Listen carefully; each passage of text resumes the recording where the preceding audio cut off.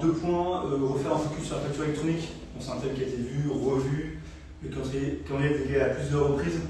Il y a encore quelques semaines, il y a des alertes en disant que le calendrier était encore décalé. Bon, logiquement, à première vue, tout le monde va par le calendrier, mais les dates 2026-2027, sauf révolution au niveau du gouvernement et justement ces dates-là devraient être maintenues.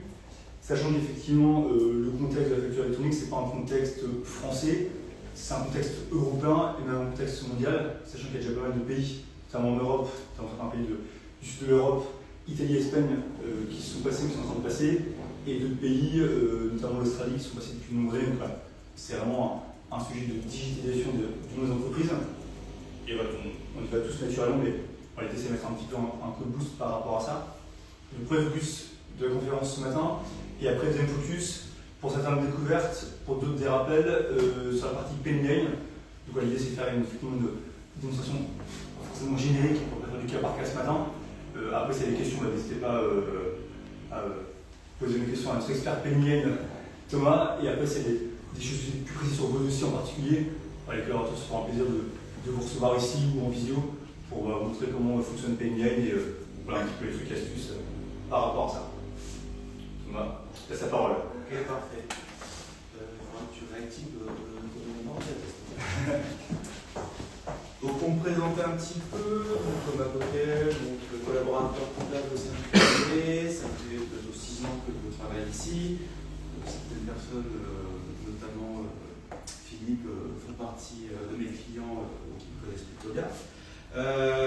Pour vous expliquer, donc c'est moi qui vais gérer toute la partie, on va dire, déploiement au sein du cabinet. Donc ce sera moi l'interlocuteur pour tout ce qui concerne la partie mise en place et questions plus pointues sur Penny Lane. Vous allez voir, vos collaborateurs comptables sont aussi très à même par rapport à ce logiciel.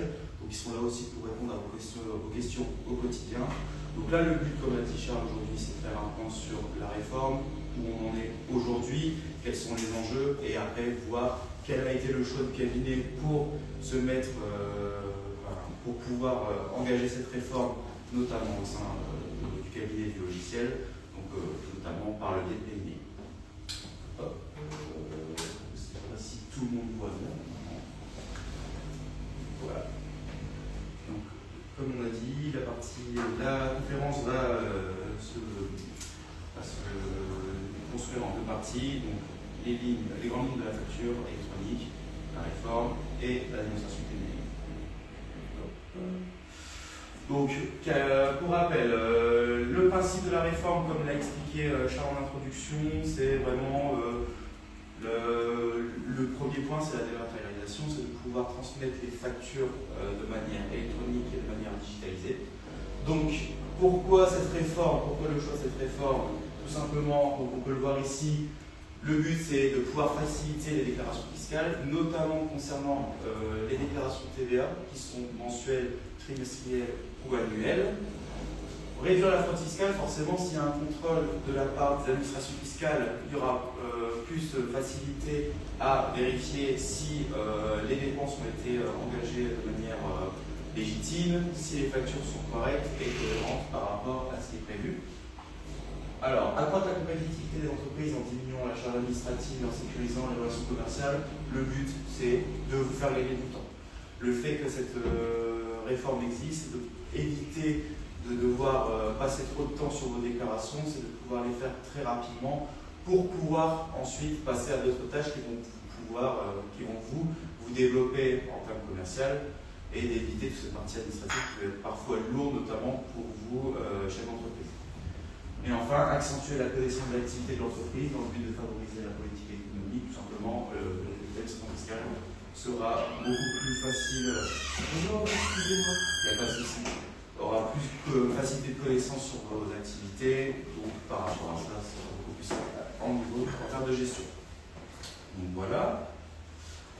Au niveau de la réforme, aujourd'hui, les dates sont arrêtées. Ça fait quelques mois qu'elles ont été arrêtées de manière définitive. Bon, après, la réforme a été beaucoup de fois repoussée.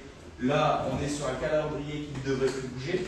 Donc, au 1er septembre 2026, toutes les entreprises seront dans l'obligation d'avoir un logiciel permettant de recevoir les factures de manière électronique. Pour les éditions, pardon, et on verra ce que c'est le reporting juste après, ce sera plus pour les grandes entreprises et les ETI. Donc là-dessus, pour tout ce qui est PME, TPE, vous ne serez pas concerné tout de suite. Mais quoi qu'il arrive, à partir de l'année prochaine, l'année suivante, donc le 1er septembre 2027, là, tout le monde sera obligé d'émettre les factures électroniques. Donc on parle bien des factures pour tous les personnes, enfin toutes les sociétés qui sont assujetties à TVA, et même si elles sont exonérées de TVA, par exemple les entrepreneurs qui sont en franchise de base, devront quand même se doter d'un outil permettant d'émettre des factures électroniques. Donc voilà. Et concernant par exemple les autres professions, notamment les professions médicales ou tout simplement autres professions pour lequel il n'y a pas de facture de base, on passera sur le e-reporting, ça on verra juste après à quoi ça correspond. Voilà. Donc, qu'est-ce qu'une facture électronique? Tout simplement, c'est une facture dématérialisée. Elle est émise, transmise ou reçue par le biais d'un outil de facturation qui est normé PDP. Donc, on verra après le SIL, à quoi il correspond et quels sont les principaux atouts de ces logiciels. Elle comporte des données structurées, on verra, il y a un certain nombre de données qui sont obligatoires pour chaque facture. C'est déjà de base, c'est déjà ça, mais cette fois, elles seront obligatoires pour la transmission. Si votre facture ne comporte pas certaines mentions, vous ne pourrez pas la transmettre à vos clients, vous ne pourrez pas la transmettre à l'administration fiscale, et du coup, vous ne serez pas dans la légalité. Et enfin, on en a parlé, on peut être exploité électroniquement. Voilà. On voit ici les données. Donc il y aura 34 données en cible, 34 données obligatoires pour vos factures. Ça sera plus pour 1er septembre 2027. Aujourd'hui, au 1er septembre 2026, on sera d'abord à 26. On note, après c'est les basiques, hein, c'est le numéro SIREN, le numéro de communautaire, les mentions de la catégorie d'opération, donc par exemple, date d'émission, l'option complémentaire de TVA pour les débits, le hors-taxe. On peut ajouter aussi les mentions, par exemple, si vous bénéficiez d'un taux particulier ou alors d'une exonération pour autoliquidation ou prestation à l'étranger. Donc ça, ce sera des mentions obligatoires à avoir sur votre facture. Après, on verra si jamais certaines mentions manquent. En fait, ce qui va se passer, c'est que votre logiciel va vous bloquer l'envoi et va vous dire vous ne pouvez pas envoyer cette facture, il manque telle mention ou telle mention. Donc là, le but, ce sera de remplir toutes les informations nécessaires pour la transmission, sachant que cette transmission, cette facture sera transmise, donc comme je vous l'ai dit, à votre client, mais aussi à l'administration fiscale. Voilà. Donc, aujourd'hui, il y a deux types de plateformes. Vous avez la PDP, donc plateforme de dématérialisation partenaire, simplement les logiciels qui sont acceptés, qui sont approuvés par l'administration fiscale pour gérer toute cette partie transmission de factures électroniques. Et on a le PPF, le portail public de facturation. Alors, de base, le PPF, c'est le logiciel des impôts, devait aussi faire les mêmes fonctions que les PDP, c'est-à-dire création de factures, envoi de factures, etc. Aujourd'hui, ils se sont recentrés, forcément ça a un coût. Il faut aussi avoir une structure capable de gérer ça pour tous les assujettis. Donc là, ils se sont recentrés sur deux objectifs. Donc gérer l'annuaire central des entreprises et des logiciels PDP. Donc en gros, quand vous allez vous enregistrer sur un logiciel, votre entreprise sera inscrite dans un annuaire qui sera lui gardé par l'administration fiscale pour pouvoir répertorier tous les partenaires afin de faciliter les échanges. Et le regroupement des données obligatoires, donc c'est eux qui vont décider quelles sont les données à inscrire, dans vos factures et à réceptionner. Voilà.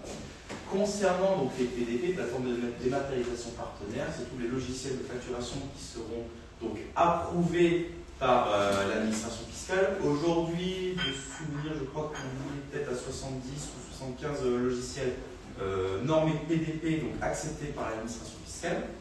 Donc, à quoi ils vont servir? Donc, le but, dans un premier temps, c'est de émettre et de transmettre des factures, tout simplement, des factures électroniques. Ensuite, par rapport à ça, il y aura des fonctionnalités supplémentaires ou à valeur ajoutée. On verra sur PennyLane, il y a plusieurs modules autres que seulement la partie facturation. Comme je vous l'ai dit, la PDP, donc le logiciel PDP est recensé sur la liste des plateformes sur impôt.gouv. Il y aura aussi, alors aujourd'hui, quand vous allez, le logiciel, ça c'est plus technique, mais il est accepté par l'administration fiscale, c'est pour une durée de 3 ans et après ils doivent renouveler leur autorisation. Voilà. Et comme on a dit tout à l'heure, le but principal, le but, on va dire, pas principal, mais vraiment le but de la réforme, justement, c'est l'extraction des données de la facture électronique pour la transmission au fameux BPM, c'est-à-dire à l'administration fiscale. Donc voilà. Donc, par rapport à ça, voici les deux principaux plateformes, pardon. Tout à l'heure, on parlait de e-reporting. Donc, on prend l'exemple d'un professionnel de santé. Si vous n'êtes pas soumis à TVA, votre médecin il va pas vous faire une facture à chaque fois que vous allez le voir. Eux, ce qui se passe, c'est que du coup, vous mettez votre carte vitale, ça s'amène dans le TPE, enfin dans leur logiciel, et derrière, après, c'est transmis à la CPAM. Et bien là, on aura ce même principe pour ces activités-là, ainsi que les activités notamment en direct avec les clients particuliers. En fait, on va avoir un système de e-reporting. Qu'est-ce que c'est? C'est tout simplement, on va récolter toutes les transactions qui ont été faites par le fameux logiciel d'e-reporting et ce sera transmis directement aussi à l'administration fiscale. Donc ce sera surtout pour les métiers comme les restaurateurs, comme par exemple les boutiques, etc., les boutiques en physique, où il y a l'utilisation d'une caisse approuvée par la DGFiP. Dans ces cas-là, on va savoir un système d'e-reporting. Donc là, on rappelle vite fait bon, les principales, les récurrences de dépôt, les délais, etc. Il n'y a pas tellement de... Enfin, on ne va pas tellement s'attarder dessus. En gros, ce qu'il faut savoir, c'est que tout simplement, c'est transmis régulièrement à l'administration fiscale, que vous déclariez votre TVA mensuellement ou alors une fois par an. Donc voilà. Les sanctions, parce qu'elles existent, si vous ne vous mettez pas en règle avec l'administration fiscale, on a des amendes, donc on est à 15 € par facture en cas de non-émission d'une facture sous le format électronique, plafonné à 15 000 € par année civile. Donc, quand on n'a qu'une facture, bon, ça peut arriver, mais quand on lance vraiment à facture, parfois 100 € par mois, ça peut très vite chiffrer. Et 250 € par transmission en cas de non-respect de l'obligation de e-reporting, c'est cette fameuse donnée notamment par les caisses. Dans ces cas-là, on est aussi plafonné à 15 000 € par année civile. La première erreur, de toute façon, avec la mise en place de réforme, il y aura forcément des risques d'erreur, c'est normal. Là, aujourd'hui, dans les deux cas, quand on est sur la première infraction commise, vous aurez une exonération juste pour par le pays d'erreur, tout simplement. Donc voilà. Par rapport à ça, nous, au sein du cabinet Place Experts, ce qu'on a choisi de faire, c'est de passer par un logiciel unique pour nos clients. Donc, on a décidé de passer par PennyLane. Alors, PennyLane, maintenant, est assez connu, notamment par le biais de toutes les coupes que vous pouvez voir sur les applications professionnelles. Il y a plusieurs campagnes marketing qui ont été lancées. Donc, c'est un logiciel qui, maintenant, est reconnu notamment aussi par l'ordre des experts comptables. Donc, nous, le choix de migrer vers PennyLane, à court terme, c'est l'accompagnement, vous bénéficiez de l'accompagnement du cabinet pour migrer vers la solution de facture électronique, une solution de facture électronique, pardon.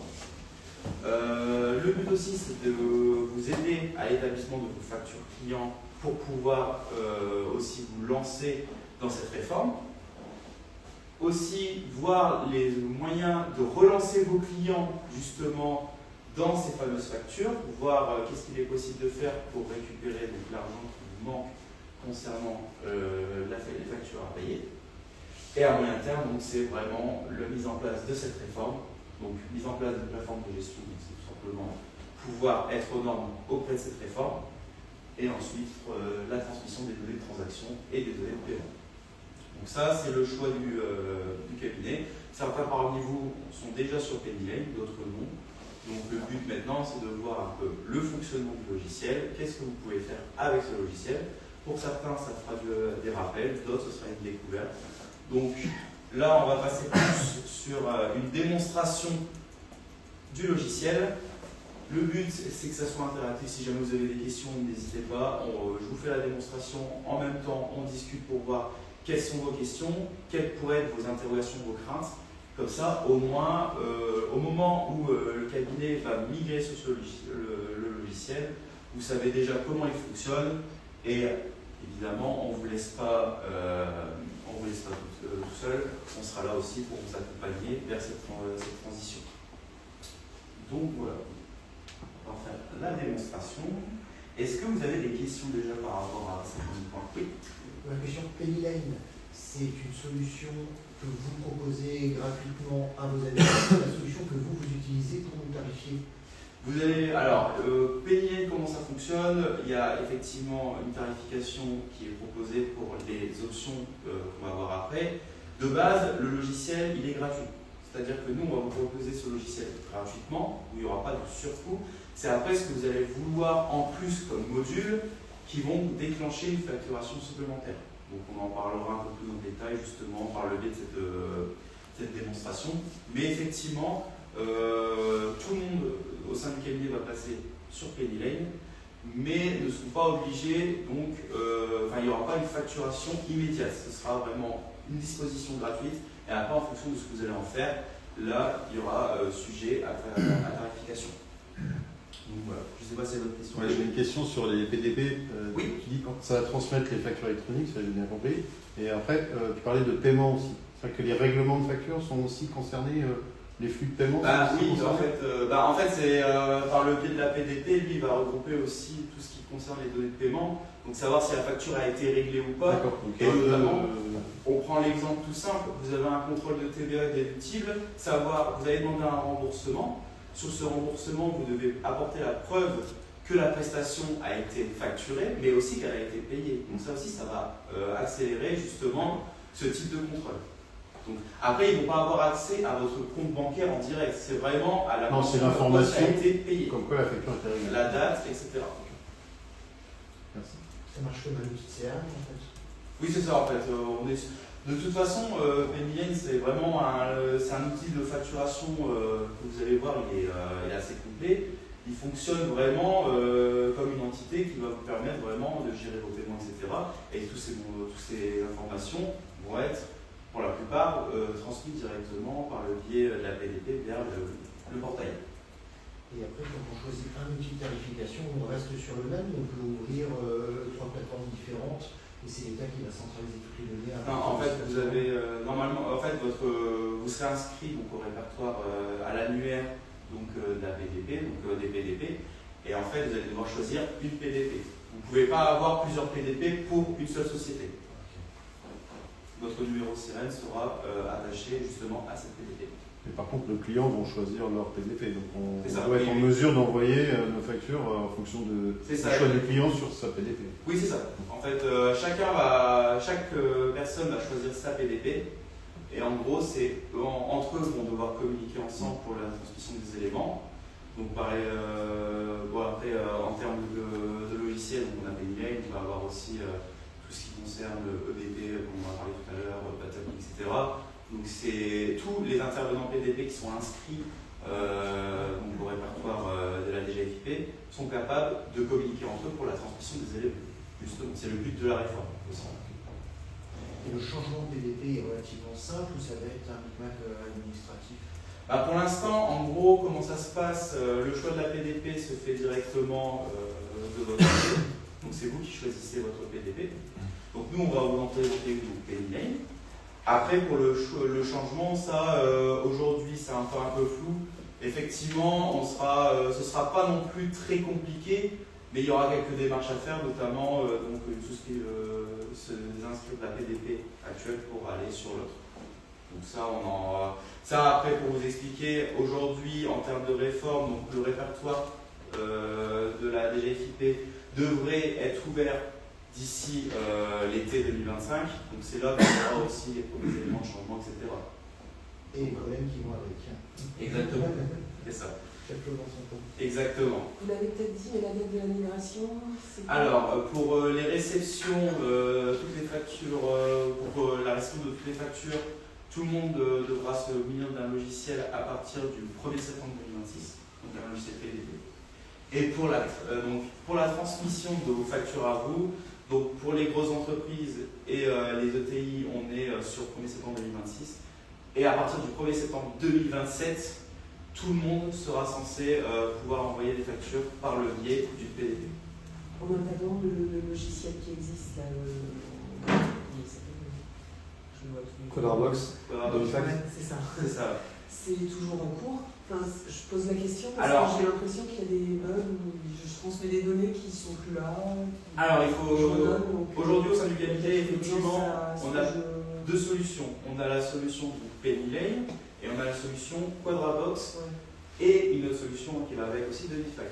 Quadrabox, c'est uniquement pour la réception des documents du cabinet comptable que vous allez transmettre. Et Devifac, c'est pour l'émission des factures. Donc on est sur deux logiciels en fait qui travaillent ensemble mais qui sont différents en eux-mêmes.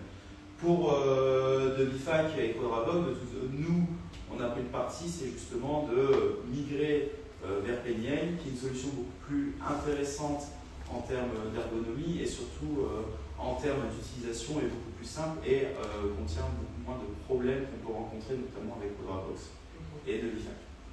Donc voilà. Donc il y a un intérêt à Oui. basculer rapidement sur Penny Lane.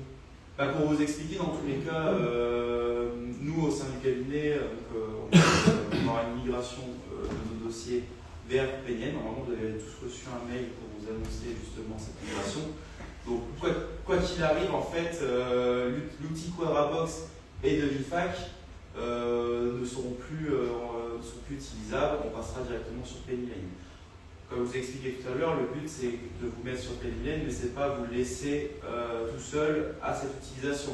On est là pour vous apprendre l'utilisation, dans un premier temps par le biais de cette présentation, mais aussi par le biais des questions que vous allez nous poser, sachant que tous les collaborateurs sont formés à cette. Oui, en fait, pour vous expliquer, en gros, il faut des travaux d'évolution. Et en fait, ça tremble beaucoup. C'est ça, juste. Moi, je pense que c'est mon voisin derrière. Mais moi, J'ai encore une question. Oui. Est-ce qu'on peut, alors je sais pour l'instant, j'ai compris, ça arrive, on ne sait pas encore à quelle sauce on va être mangé, mais d'ici un an, Penny Lane va pouvoir proposer des API pour qu'on puisse traiter directement à partir des logiciels métiers, où il y aura obligation d'envoyer sa facture sur son logiciel métier sur le site de Penny Lane, éditer sa facture. Alors, on verra justement, du coup, effectivement, Penny Lane propose aussi des outils de connexion qui permettent en gros de récupérer de la donnée déjà présente de vos logiciels métiers pour les récupérer sur Penny Lane et pour les envoyer. C'est pour illustrer votre question, c'est ce qu'on fait déjà avec Penny Lane. En fait, notre ERP génère les factures et Penny Lane est connecté sur l'API de l'ERP et vient récupérer automatiquement toute la facturation client sans bouger. Ça marche très bien. Voilà. On va dire aujourd'hui, on est encore sur la mise en place de tous ces éléments de connexion d'API. Aujourd'hui, avec les outils métiers, on est à 95% de logiciels qui sont très bien traités. Il y a encore toujours du travail en développement de leur côté pour pouvoir tout aspirer sur les autres outils métiers. Après, en fonction, les outils les plus connus, par exemple, donc on a un côté, on a Zelti, Amazon, etc. Eux, il n'y a pas de souci, ils les absorbent plutôt bien. Et en termes de comptabilité, c'est déjà inscrit dans votre comptabilité. Donc dans un premier temps, c'est déjà transmis à votre comptable. Après, derrière, ça va dépendre aussi de votre outil métier. Mais c'est un travail entre Penny Lane et votre logiciel métier qui va justement travailler ensemble pour pouvoir faire en sorte que l'API soit exploitable, pour pouvoir récupérer les informations. Aussi bien à l'envoi qu'à la réception. Exactement. Donc il n'y a pas une double compta à faire sur deux Non, supports non. différents. Non, c'est ça, effectivement. La facturation électronique, ça concerne toutes les sociétés commerciales ou une SCI AIS par exemple qui reçoit des factures? Alors du coup, les sociétés, aujourd'hui, on est surtout sur les sociétés assujetties à TVA. Les sociétés qui ne sont pas soumises à TVA devront quand même se doter au minimum d'un outil pour la réception des factures. Pour l'émission, par contre, ça va dépendre en fait si vous êtes assujetti ou pas. Par exemple, une SCI AIR qui n'est pas soumise à TVA ne sera pas encore soumise à cette obligation d'émettre. Tout simplement parce que, par exemple, si c'est une quittance de loyer ou autre, là-dessus, normalement, il ne devrait pas jusqu'à ce que Pour répondre à la société, effectivement, je prends l'idée de.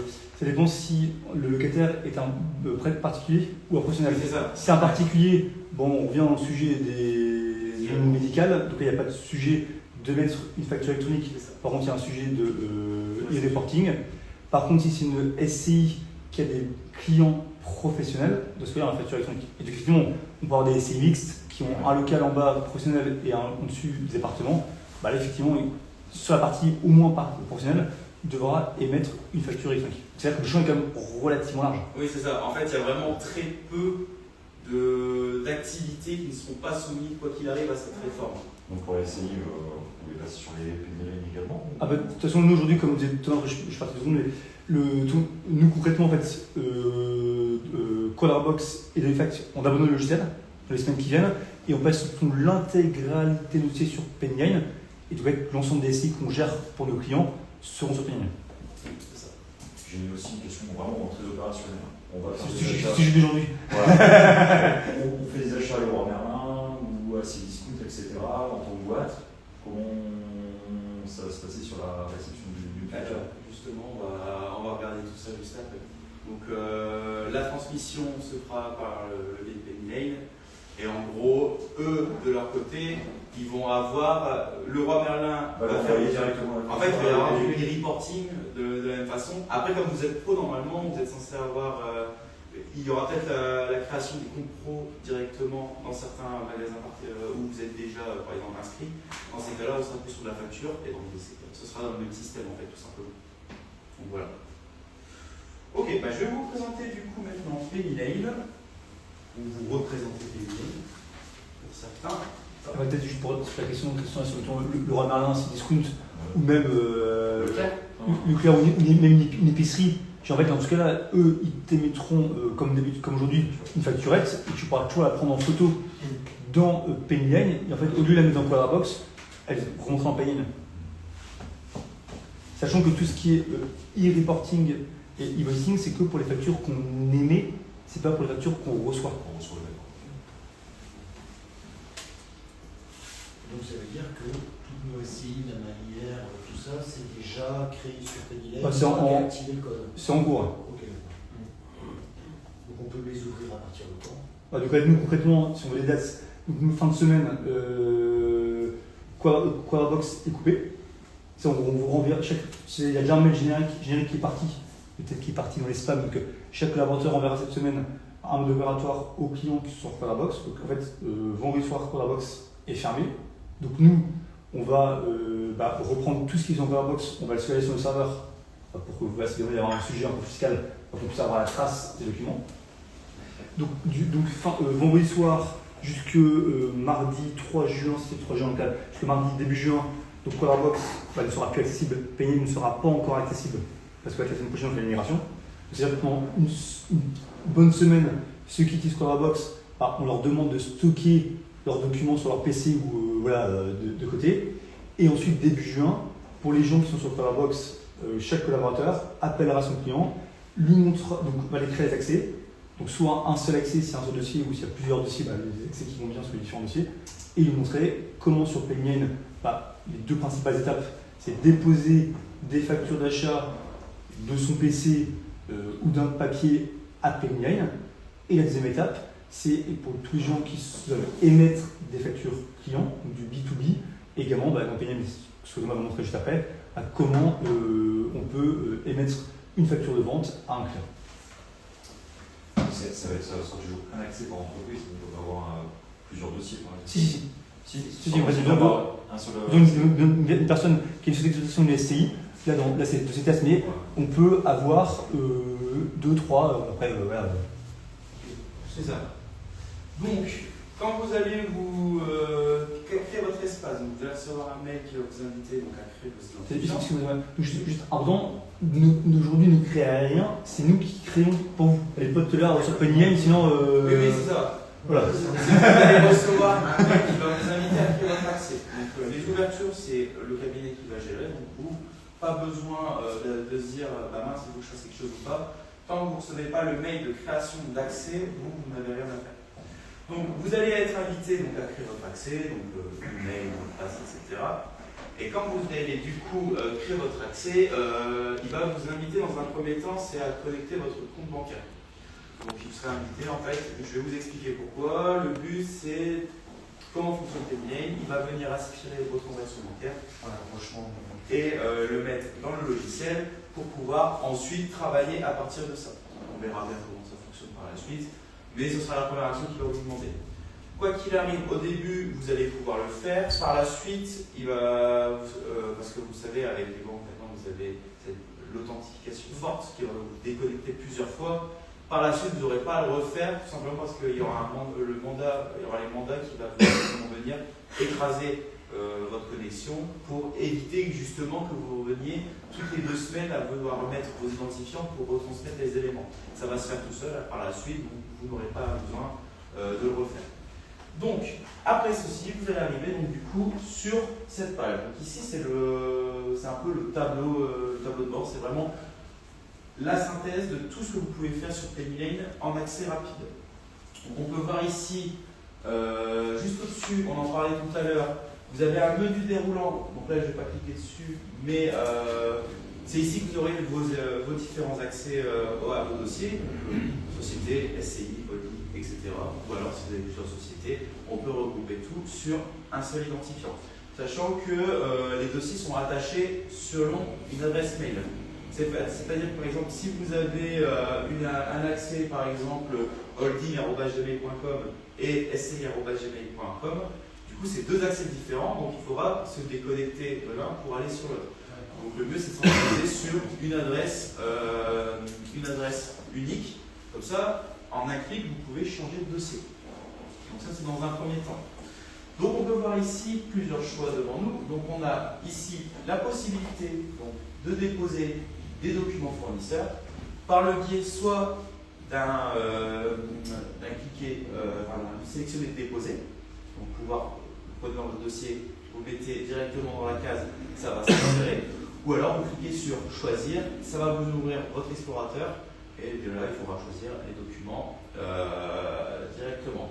Sachant que c'est une méthode de dépôt, il en existe plusieurs, on verra par la suite. Vous n'êtes pas forcément obligé d'utiliser celle-là. Ici, c'est vraiment la manière la plus rapide. Si jamais vous avez 30 secondes sur votre ordinateur, vous cliquez dessus, vous déposez et après vous passez à autre chose. On ne peut pas faire un genre de scan avec l'appareil photo? Si, justement, c'est ce que je disais, c'est qu'après il y a plusieurs types de dépôts. Là, on est vraiment sur le dépôt, le premier dépôt qu'on peut faire tout de suite quand on ouvre l'application. Vous avez la possibilité ici de soit créer vos factures. Donc, on voit ici l'outil créer une facture client. Ou alors de choisir pareil, donc choisir dans votre explorateur et le déposer. Voilà.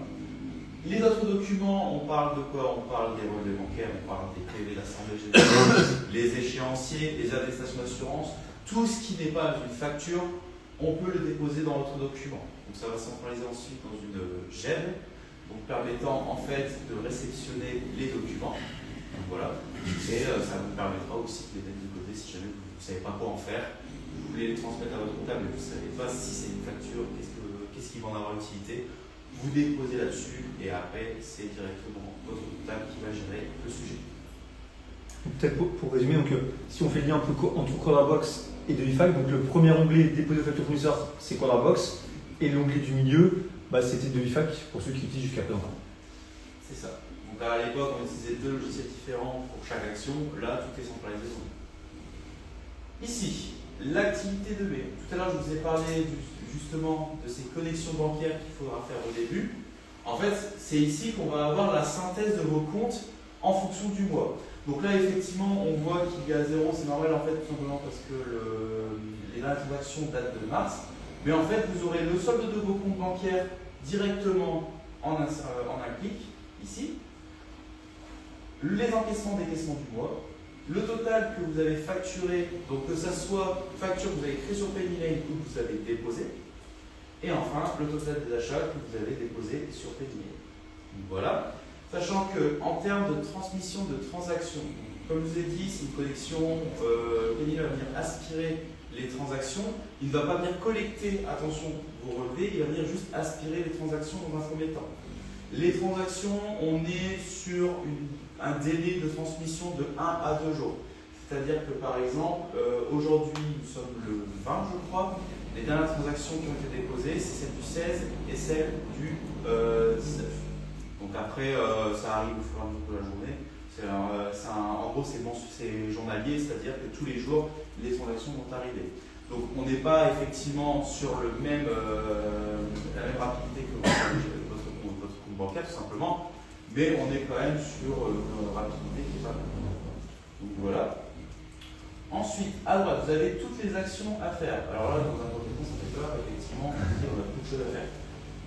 Il y aura surtout des actions sur lesquelles il faudra se concentrer parce que ça intervient directement entre nous et vous, c'est-à-dire la collaboration entre votre comptable et le client. Donc ici, on peut voir, il y a plusieurs types d'actions qu'on verra par la suite. On clique juste dessus et en fait, on va directement sur l'onglet qui nous intéresse. Pas besoin d'aller chercher à gauche dans les différents onglets qu'on verra après. Vous cliquez sur l'action à faire, ça va vous montrer les actions à faire et donc, il y aura après. Voilà.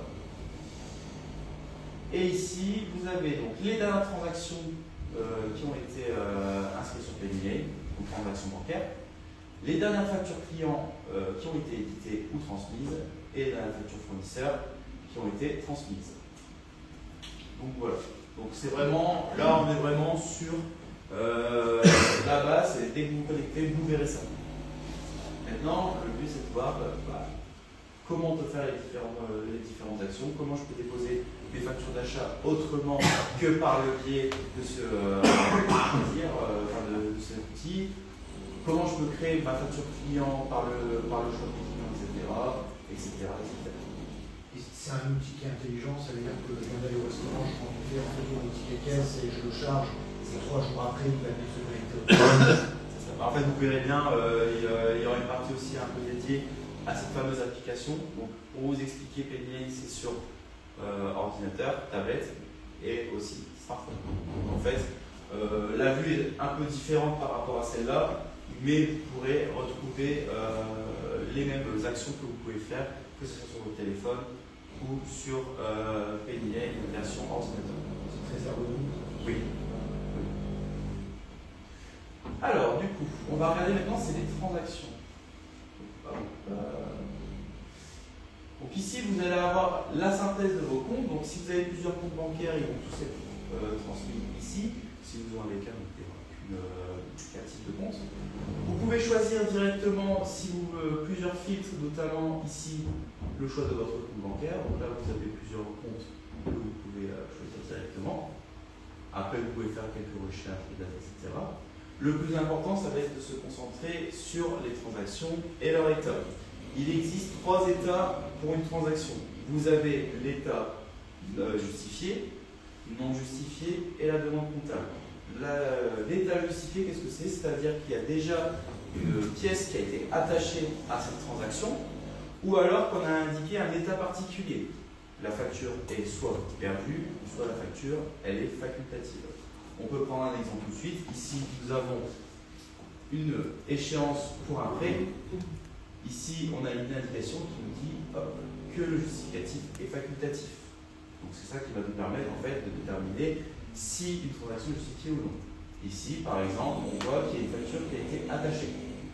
Donc voilà, c'est comme ça que les transactions changent d'état. Les non justifiés, qu'est-ce que c'est? C'est toutes celles qui n'ont pas eu justement cette action de fait, soit l'état perdu non justifié ou état perdu facultatif, ou alors qui n'ont pas de pièces attachées. Mais attention, ça ne veut pas dire non plus que toutes les transactions doivent être justifiées au fur et à mesure. En fait, on va pouvoir créer des règles pour que ça se fasse tout seul. Là, par exemple, on prend le cas de ce dossier-là, on a 400 transactions. Ne commencez pas à vous amuser à justifier chaque ligne, notamment, par exemple, pour ici, on voit le prélèvement de la TVA. Là, ça, on a déjà cette pièce, on l'a déjà, c'est nous qui faisons la déclaration. Donc, forcément, vous n'avez pas besoin, vous, de cliquer sur la transaction et de venir attacher votre pièce. Donc, comment je justifie une facture, on va regarder une transaction, pardon, on va regarder ça tout de suite. Alors, ici, on peut voir, il y a une petite icône qui est là, qui s'appelle rapprochement suggéré. Donc, en fait, quand vous allez déposer vos documents, il y a certaines informations qui vont être retirées, le montant TTC, le nom du client, le numéro de facture. Grâce à ces informations, le logiciel PennyLane va reconnaître dans la transaction, dans le libellé ou dans le montant certaines de ces données et va vous proposer de les rapprocher. Donc, si je prends par exemple ici virement cabinet démo 2 sur 2, il va vous proposer justement une facture qui pourrait correspondre à cette transaction, notamment par le biais du montant. On peut cliquer ici pour voir la facture en question, donc pour voir si ça correspond à ça. Donc là, on est sur un avoir en horaire comptable. Donc voilà. Donc là, on peut estimer que le montant est pareil. Alors après, les dates peuvent être éloignées, donc ça dépend effectivement vous, de votre gestion. Donc là, on va décider de rapprocher la facture. On va cliquer dessus. Et elle passe en justifié. Ici, on peut faire pareil, on vérifie. 1920. On est bon. On est bien sur le virement du bon client. Voilà, on rapproche et on justifie. Voilà. Si jamais vous n'avez pas cette icône qui apparaît, donc dans ces cas-là, vous avez plusieurs solutions. Soit vous déposez directement la pièce ici, par le biais d'un cliquet déposé ou d'ajouter. Ou alors on peut chercher dans PDS, si vous l'avez déjà déposé, peut-être que la reconnaissance ne s'est pas faite correctement, peut-être parce que ce n'est pas le même client qui a réglé, etc. Par exemple, si jamais c'est un notaire qui est arrivé à la place d'un bon client, forcément vous n'aurez pas le même nom. Parce que c'est le virement, c'est le notaire qui l'a émis. Dans ces cas-là, vous pouvez déjà chercher directement. Il est possible aussi de laisser un petit commentaire pour le comptable. Je vais vous montrer tout de suite. Hop, hop. Alors, il est possible, pour chaque transaction, vous pouvez mettre un commentaire. Donc, dans un premier temps, en fait, ça veut dire qu'il y aura un petit icône qui va apparaître en disant qu'il y a déjà un commentaire. Là, par exemple, on va noter.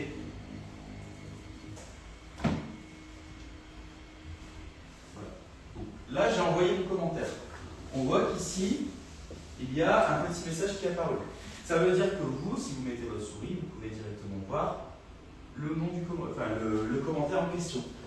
Ça, vous le voyez, le cabinet comptable le voit aussi. C'est-à-dire que le comptable, quand il va passer sur votre dossier, il va voir ce commentaire et il aura les indications nécessaires pour certaines choses, notamment peut-être, par exemple, si vous déposez s'il y a un chèque dans les transactions, pour dire à quoi correspond ce chèque, vous pouvez très bien noter dans le commentaire le nom du client, quelle facture, à quoi ça correspond, etc. Donc ça peut aider les comptables, notamment dans son rapprochement. Vous pouvez aussi, en plus dans ce commentaire, le notifier. Si vous faites un arrobase, il va vous proposer ici la liste des intervenants sur le dossier. Que ça soit donc vous-même, toutes les personnes qui travaillent sur le dossier pour vos salariés, si jamais ils utilisent PennyLane pour la gestion, par exemple, des factures d'achat, des factures de vente, ou alors tout simplement vous aurez le comptable. Donc là, l'avantage, c'est que vous allez mettre le nom du comptable directement dans ce choix déroulant, vous mettez votre commentaire, et ici, vous avez une petite cloche qui apparaît. Là, il y a une notification. Si, alors là, je ne pourrais pas le faire pour moi directement, mais en gros, il y aura une petite cloche qui va apparaître pour dire attention, votre client vous a notifié sur telle transaction. Ça peut aider pour certaines transactions un peu particulières où vous ne savez pas du tout comment gérer la situation, ou alors vous voulez voulez pas que le comptable se retrouve sur la gestion de cette transaction, dans ces cas-là, ça va aider à la transmission des informations. Donc voilà. Le comptable va recevoir donc, cette notification, mais il va recevoir aussi tous les mois un mail récapitulatif de toutes les transactions sur lesquelles vous l'avez notifié, dont il a besoin de lire la notification. Donc ça veut dire que quoi qu'il arrive, cette notification, il va la recevoir. Donc ça peut aider, comme je l'ai dit, notamment pour certains sujets. Ici, on va estimer, on va laisser en attente. Pour cette remise de chèque, on va estimer que là, 7800, j'espère que vous n'aurez pas perdu la facture, mais on va estimer que pour cette transaction, on n'a plus la facture. Dans ces cas-là, à côté du justificatif, vous avez 3 petits points. Vous cliquez dessus et vous marquez la facture comme perdue. Lorsque vous allez cliquer là-dessus, ça va mettre une petite icône pour dire que la facture est perdue et ça va l'instant justifier. Attention, c'est pas parce que c'est justifié que le comptable ne le voit pas. Si vous mettez du perdu sur, par exemple, une facture de 7800, le comptable va vous rappeler. Il va vous dire c'est gentil, mais 7800, on ne peut pas la perdre. Donc voilà. Mais par exemple, c'est surtout pour les petits tickets, par exemple, un parking de 1 euro, bon, on ne va pas commencer à chercher dans toutes les factures, tous les tickets. Vous mettez cette petite icône, comme ça on sait que vous ne l'avez pas, et nous, on le traite directement en comptabilité. Légalement, c'est la pièce justificative doit être fournie à partir de combien d'euros? Dès que vous dépensez, tout simplement. Après, il n'y a pas un montant où il n'y a pas besoin de justifier? C'est zéro. Non, mais après, il y a des cohérences qui existent. J'espère pour vous qu'un jour, si vous avez un contrôle, le contrôleur ne va pas vous demander le ticket de 1 euro. Quoi. Mais, s'il cherche ça, c'est bien, c'est qu'il n'y a rien pour d'un côté. Ouais, voilà, après, à la limite, on peut avoir ça. Ou c'est que vraiment le dossier est en pourri, quoi. Ouais, Quand j'ai ticket de 1 euro, on revient sur une fiscale, il y a quand même des seuils, c'est-à-dire qu'ils vont prendre tout. Tu vois, s'il y a 1000 euros dans le compte, tout ce qui va faire à 50 euros, il ne va pas le prendre, tout ce qui va faire à 50 euros, il va le prendre. Mais après, ça dépend des dossiers, mais.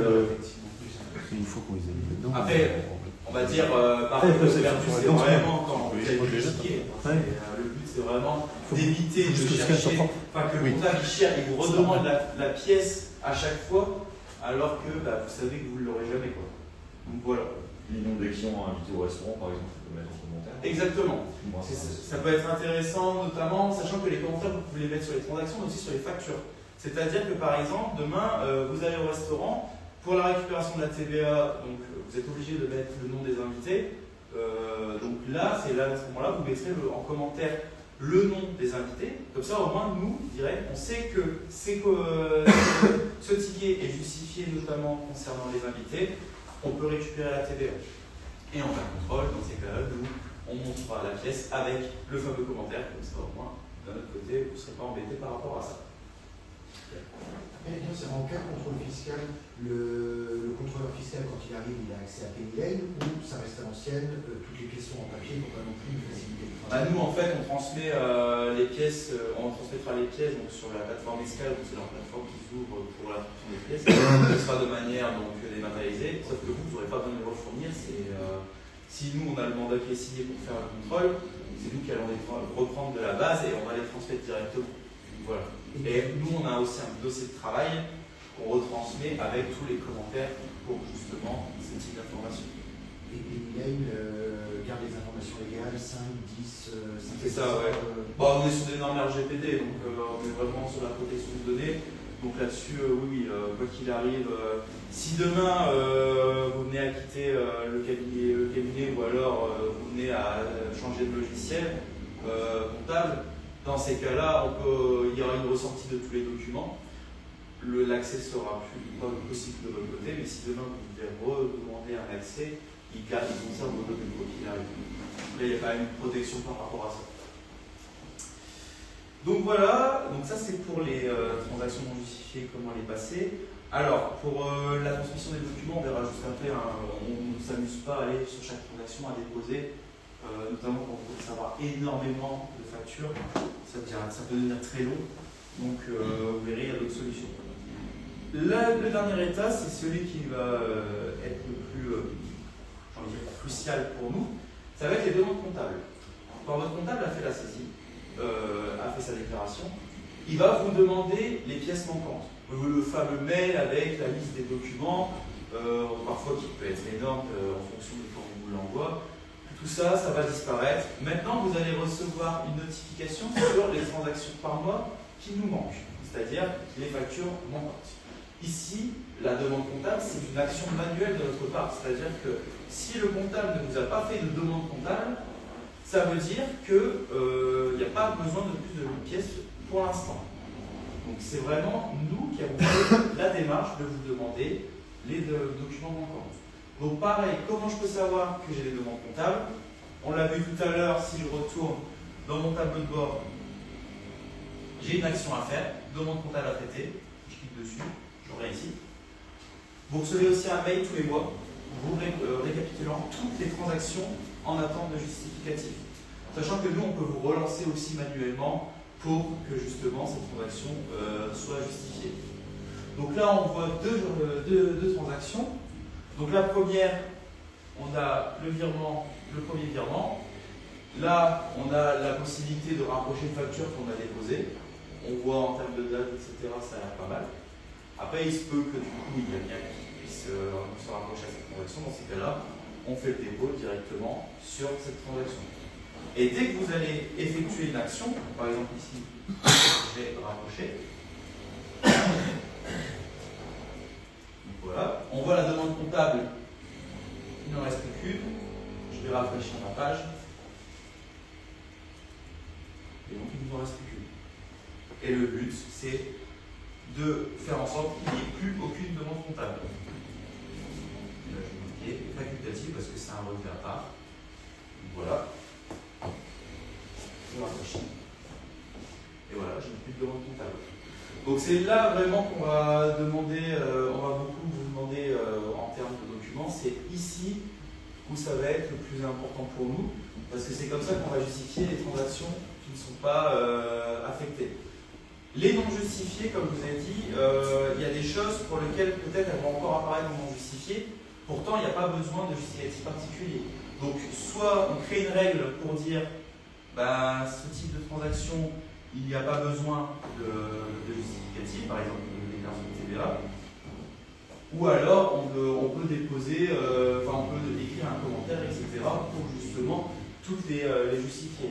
Quand on a quelques transactions, ça peut aller, mais quand on commence à avoir 500, 1000, notamment tous les mois, on peut avoir énormément de transactions, malheureusement, on ne pourra pas tout justifier. Le plus important, comme je vous dis, c'est vraiment ces demandes comptables. Là, par contre, c'est nous qui vous demandons vraiment une pièce particulière. Et comme on a dit tout à l'heure, on laisse un commentaire, on écrit pour cette transaction, il s'est passé ça, comme ça au moins nous de notre côté on le prend. Donc voilà pour la gestion des transactions. Donc je ne sais pas si vous avez des questions par rapport à ça. Parfait. Alors par rapport à ça, donc là on a vu la partie bancaire, maintenant on va voir comment je vais déposer mes factures d'achat. Effectivement, si on commence à sélectionner chaque transaction une à une, c'est bien, vous pouvez passer 2 heures à le faire. C'est pas le sujet, nous ce qu'on veut c'est que vraiment la transmission soit facile pour vous et aussi elle soit rapide. Donc on va aller sur le module achat. Voilà. Voilà. Je vais me mettre une autre style.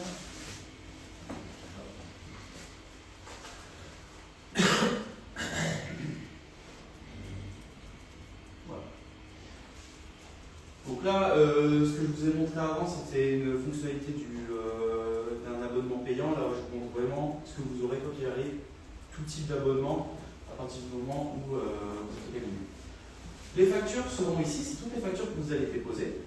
Donc, on peut voir les différentes informations, le fournisseur, l'émission, le montant, etc.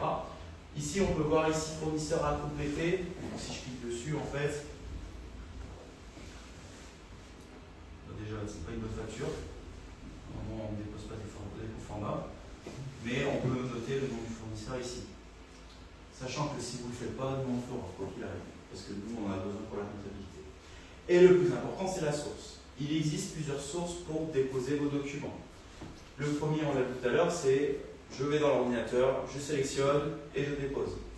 Le deuxième, c'est l'application comptable PennyLane. Donc, vous avez une application sur smartphone,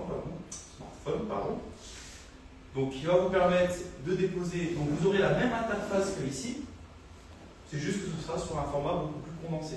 Il sera possible de déposer vos factures par le biais d'un scan direct, c'est-à-dire vous prenez votre facture, vous mettez votre téléphone dessus, pas besoin de prendre en photo, il va la scanner directement et tout ce que vous allez transmettre par votre smartphone va être transmis directement sur le dossier.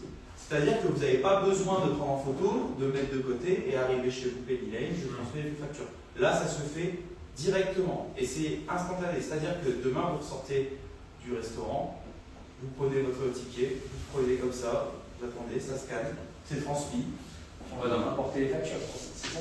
Comment? Dans quoi on va exactement pour l'application Ouais. téléphone. En fait, il y a un petit plus, vous cliquez dessus, ça sera écrit importer les factures. Ça va vous ouvrir votre outil, votre application d'appareil photo. Ok. Et voilà, c'est rien de plus simple.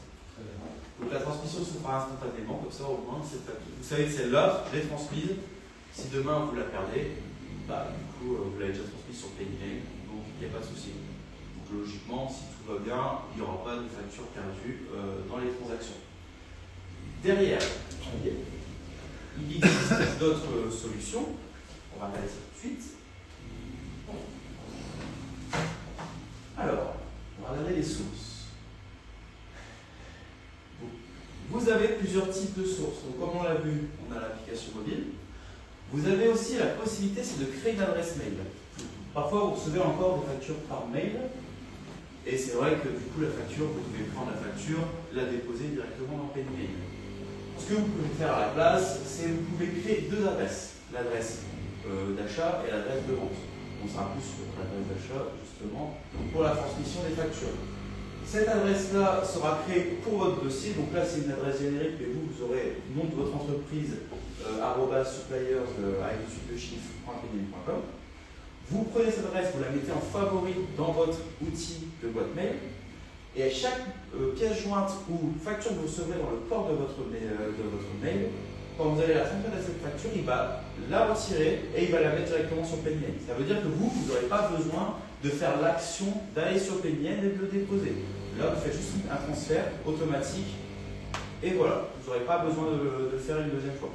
Sachant que du coup, ça va se retrouver dans le même module des achats que vous avez vu tout à l'heure. Donc par exemple, si vous recevez encore une facture EDF Total ou autre par mail, c'est une solution pour pouvoir transmettre directement par ce bout. Vous pouvez aussi mettre, je ne conseille pas forcément mettre cette adresse mail à vos fournisseurs pour qu'ils fassent la transmission. C'est une solution, le problème c'est que si jamais demain, nous on a déjà eu le cas, l'adresse mail parfois peut changer, c'est très rare mais ça arrivé qu'avec les mises à jour de PennyLane, l'adresse mail est changée une fois, dans ces cas-là les factures ne se transmettent plus.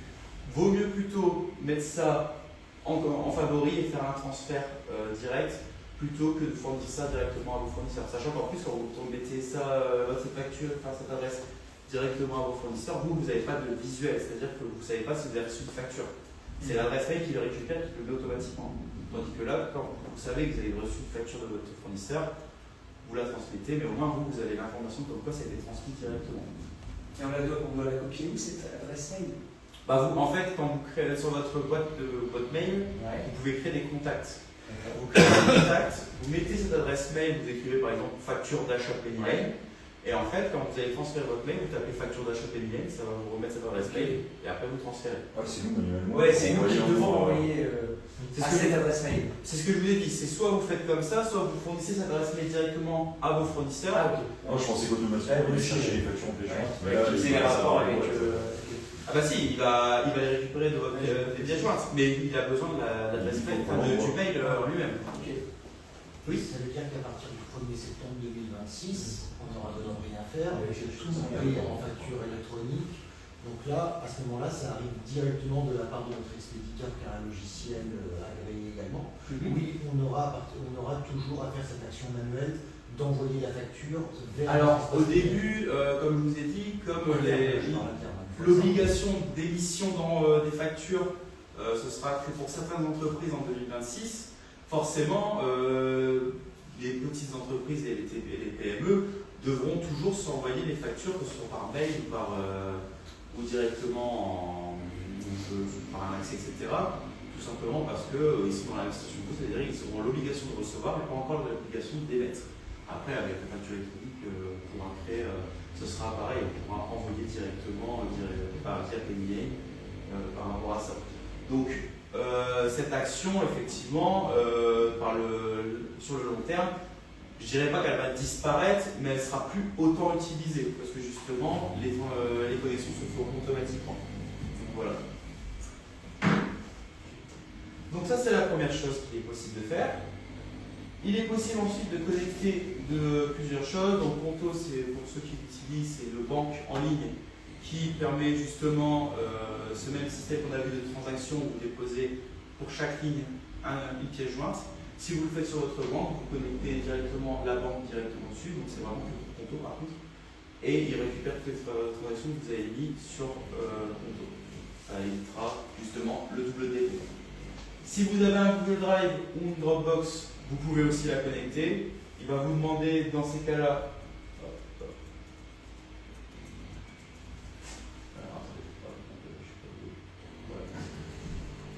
il va vous demander de choisir un dossier pour les achats, un dossier pour les ventes.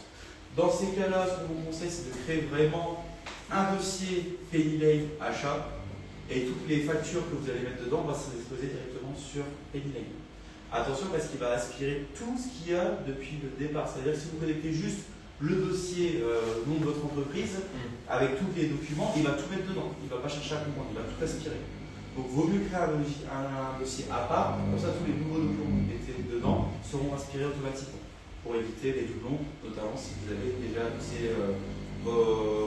ces logiciels-là par le passé, notamment dans les exercices précédents, pour éviter justement la transmission de documents qui existent déjà. On arrive à voir tout à l'heure, vous disiez, on envoie par exemple deux factures par mail sur l'adresse mail sélectionnée. Est-ce qu'on a un onglet où on arrive à voir ce qu'on a envoyé pour éviter les doublons quand on arrive en fin de mois? Je ne sais plus si j'ai envoyé ces factures-là ou pas. Ah, par mail? Ouais. Dans ces cas-là, ce sera plus au niveau de votre boîte mail qu'il faut traiter cette information. En fait, PayLane, lui, il sert juste de récepteur, il ne gère pas votre boîte mail. Donc, c'est-à-dire que si derrière vous envoyez, parce que vous faites, à la limite, vous créez un dossier traité ou alors déjà envoyé, et tous les mails, les factures que vous avez déjà traitées, vous les mettez dedans, comme ça vous savez que ça a déjà été envoyé. Il y a un délai par mail ou ça va être instantané? C'est instantané. Enfin, allez, il y a peut-être un délai de 2-3 minutes. Ouais, okay. Mais oui, ils reçoivent très rapidement. Et enfin, il y a le dernier système, c'est les connecteurs. Alors, les connecteurs, c'est un peu le prémisse de cette fameuse réforme de la facture électronique. En fait, alors, ce que je pourrais faire avec ce dossier, je pense.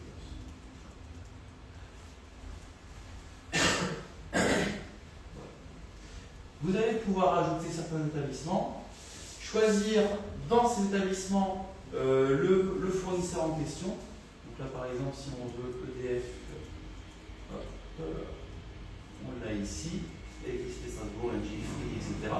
Donc on va pouvoir connecter votre espace que vous avez chez ces fournisseurs et il va venir aspirer tous les documents qu'il y a dedans, les factures d'achat et autres, et les déposer directement sur PayLane. Ça veut dire que vous n'aurez plus besoin de vous connecter sur ces espaces et aller les déposer directement sur PayLane. C'est bien parce que justement c'est automatique, là vous n'avez plus rien à faire. Par contre c'est limité, pourquoi? Parce qu'on est limité uniquement aux institutions, au secteur bancaire et aux fournisseurs d'électricité, de gaz, d'énergie, d'autres énergies et télécommunications. Il y a très peu de... Quand on regarde la liste, elle n'est pas énorme, tout simplement parce qu'il va y avoir la facture électronique, donc ils ont arrêté le développement de cette feature, tout simplement, enfin de cette fonctionnalité, pardon, tout simplement parce que, comme avec la réforme électronique, toutes les sociétés devront le faire, il n'y a plus forcément nécessité d'utiliser ce genre de système. Donc là, aujourd'hui, il est encore possible de le faire pour certains intervenants, mais on est plus sur du vraiment sur des grosses sociétés type fournisseurs. Ça peut être intéressant par contre pour vos banques, parce que c'est comme ça, là il est possible de récupérer vos relevés bancaires directement sur votre espace et de les déposer sur PayLane. Attention parce que comme je vous ai dit, le connecteur il est plus en développement, Il se peut qu'il y ait des choses qui ne fonctionnent pas correctement. Dans ces cas-là, c'est à voir directement avec vous pour justement la gestion de ces problèmes. Mais ça peut être une option intéressante, notamment pour ces factures qui sont dans des espaces pour lesquels vous pensez. Je vous réponds tout de suite, Amazon n'est pas dedans. Comme ça, vraiment, si jamais vous utilisez Amazon, ne cherchez pas, vous ne pourrez malheureusement pas connecter. Donc voilà. On spécifie la date de démarrage. Si je mets Frigolil, par exemple, mais j'ai déjà mis les C'est anciens. ça, effectivement, il va Je vous peux dire dire à partir de en tel fonction. mois. Alors c'est en fonction du fournisseur. Il y a des fournisseurs qui vont vous demander, je prends tout, sélectionnez par exemple les comptes, par exemple pour les banques. Donc ça c'est la première chose. Il va vous demander peut-être, pour certains, vont vous demander la date, d'autres non, ça va dépendre du fournisseur. C'est plutôt, en gros c'est eux qui gèrent l'accès, savoir qu'est-ce que je transmets, qu'est-ce que je transmets pas. Donc voilà. Mais ça peut, comme je vous ai dit, c'est toujours un outil qui peut être intéressant. Donc voilà pour les factures. Donc, dès que toutes ces factures sont transmises par ces différents biais, elles vont atterrir, comme on l'a vu tout à l'heure, dans cette centralisation. Si on clique sur chaque facture, par exemple, on voit ici donc, les informations. On peut modifier directement toutes les informations qui concernent la facture. Voilà. Après, c'est en fonction, si vous voulez détailler peut-être des choses, le fameux commentaire qu'on peut noter pour votre cabinet. Si vous voyez que vous avez des factures mais que ce n'est pas une facture et que vous ne savez pas comment la supprimer, il faut l'archiver. Donc vous la mettez en archive, ça veut dire qu'il ne va pas la supprimer totalement de PDN, il va la mettre dans une source cachée pour éviter justement que ça pollue votre flux de transmission. Après, si vous voulez, là on peut faire un essai tout de suite, on va l'archiver. Donc je vais dire attention, c'est archivé. Voilà. Si je veux retrouver mes factures archivées, là je vais devoir faire une action. Je vais aller dans ici, non plus. Ici, je vais cliquer sur archiver et il va me sortir toutes mes factures archivées. Si jamais vraiment. Et là, si vous voulez vraiment les supprimer, il faudra cliquer dessus, supprimer. Voilà. Donc évidemment, je vous ai montré cliquer chaque facture, comment on peut modifier les éléments. On peut faire aussi des actions rapides en cliquant là-dessus, les archiver. Exporter, c'est pour vous sortir une feuille de calcul pour justement, s'il y a besoin d'un relevé d'achat, etc., pour certains fournisseurs, vous pouvez le sortir comme ça. Moi, ça vous permet de sortir là-dedans. Pour cette partie facture d'achat, est-ce qu'il y a des questions? Non? Eh bien, parfait. On va pouvoir maintenant se regarder les factures de vente, ce qui nous intéresse. Alors, les factures de vente. Ici, donc, on aura la possibilité de créer plusieurs documents commerciaux. En fonction de vos besoins et aussi en fonction du type d'abonnement que vous aurez sur PayLane. Là, on est sur une version gratuite, donc il y a des documents qui ne vont pas apparaître, notamment tout ce qui est bon de commande, donc livraison au format. Mais si vous faites juste des devis et des factures, on va pouvoir voir ça tout de suite. Ici, vous avez soit la possibilité de cliquer dessus, créer une nouvelle facture directement, un nouveau devis, ou alors sélectionner les catégories, donc facture client, la liste des factures clients comme ici, pour les factures d'achat, la liste des devis, la liste de vos produits et la liste de vos clients. Sachant que si vous avez déjà une base de clients ou une base de produits que vous voulez intégrer dans PayLane, vous pouvez soit le faire vous-même, mais vous pouvez aussi nous demander, parce que on peut gérer justement cette partie où on va migrer vos informations directement sur le logiciel. Comme ça, nous on fait une action unique. Ça vous permet évidemment d'éviter le tout retaper à la main, évidemment quand vous commencez à avoir énormément de références. Donc voilà. Donc on va ici dans les factures clients. Là, vous voyez la liste de vos factures clients. Comme on est sur la version gratuite, on voit bien ici le nom, la limite des factures qui sont éditables. Attention, évidemment, on est sur des types de factures, c'est-à-dire les factures, mais aussi les avoirs. Donc, à prendre en compte si jamais vous faites des erreurs. On va dire la limite des 5 factures, c'est vraiment si vous avez qu'une facture. On parlait notamment tout à l'heure des SCI. Si vous pouvez juste éditer une facture par mois, la version sera largement suffisante pour ce que vous en avez besoin. Donc, voilà. Donc ici, on voit toutes les factures clients qui ont été éditées avec différents statuts. Avant de regarder ces statuts, donc on va déjà regarder comment on crée une facture. Donc, là, je vais faire créer une facture. Alors, là, comme il est déjà paramétré, je peux accéder directement à l'outil. Vous, de votre côté, si c'est la première fois que vous lancez le logiciel et que vous allez éditer votre facture, il va vous demander quelques paramétrages.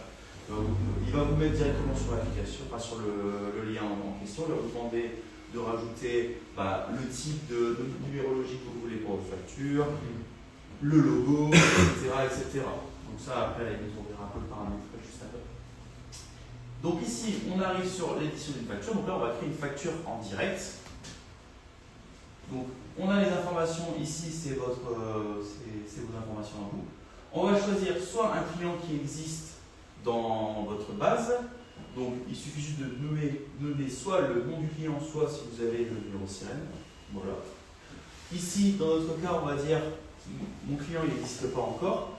Plutôt que d'aller dans l'outil client et de créer votre client, là, on va directement créer un nouveau client dans cette facture.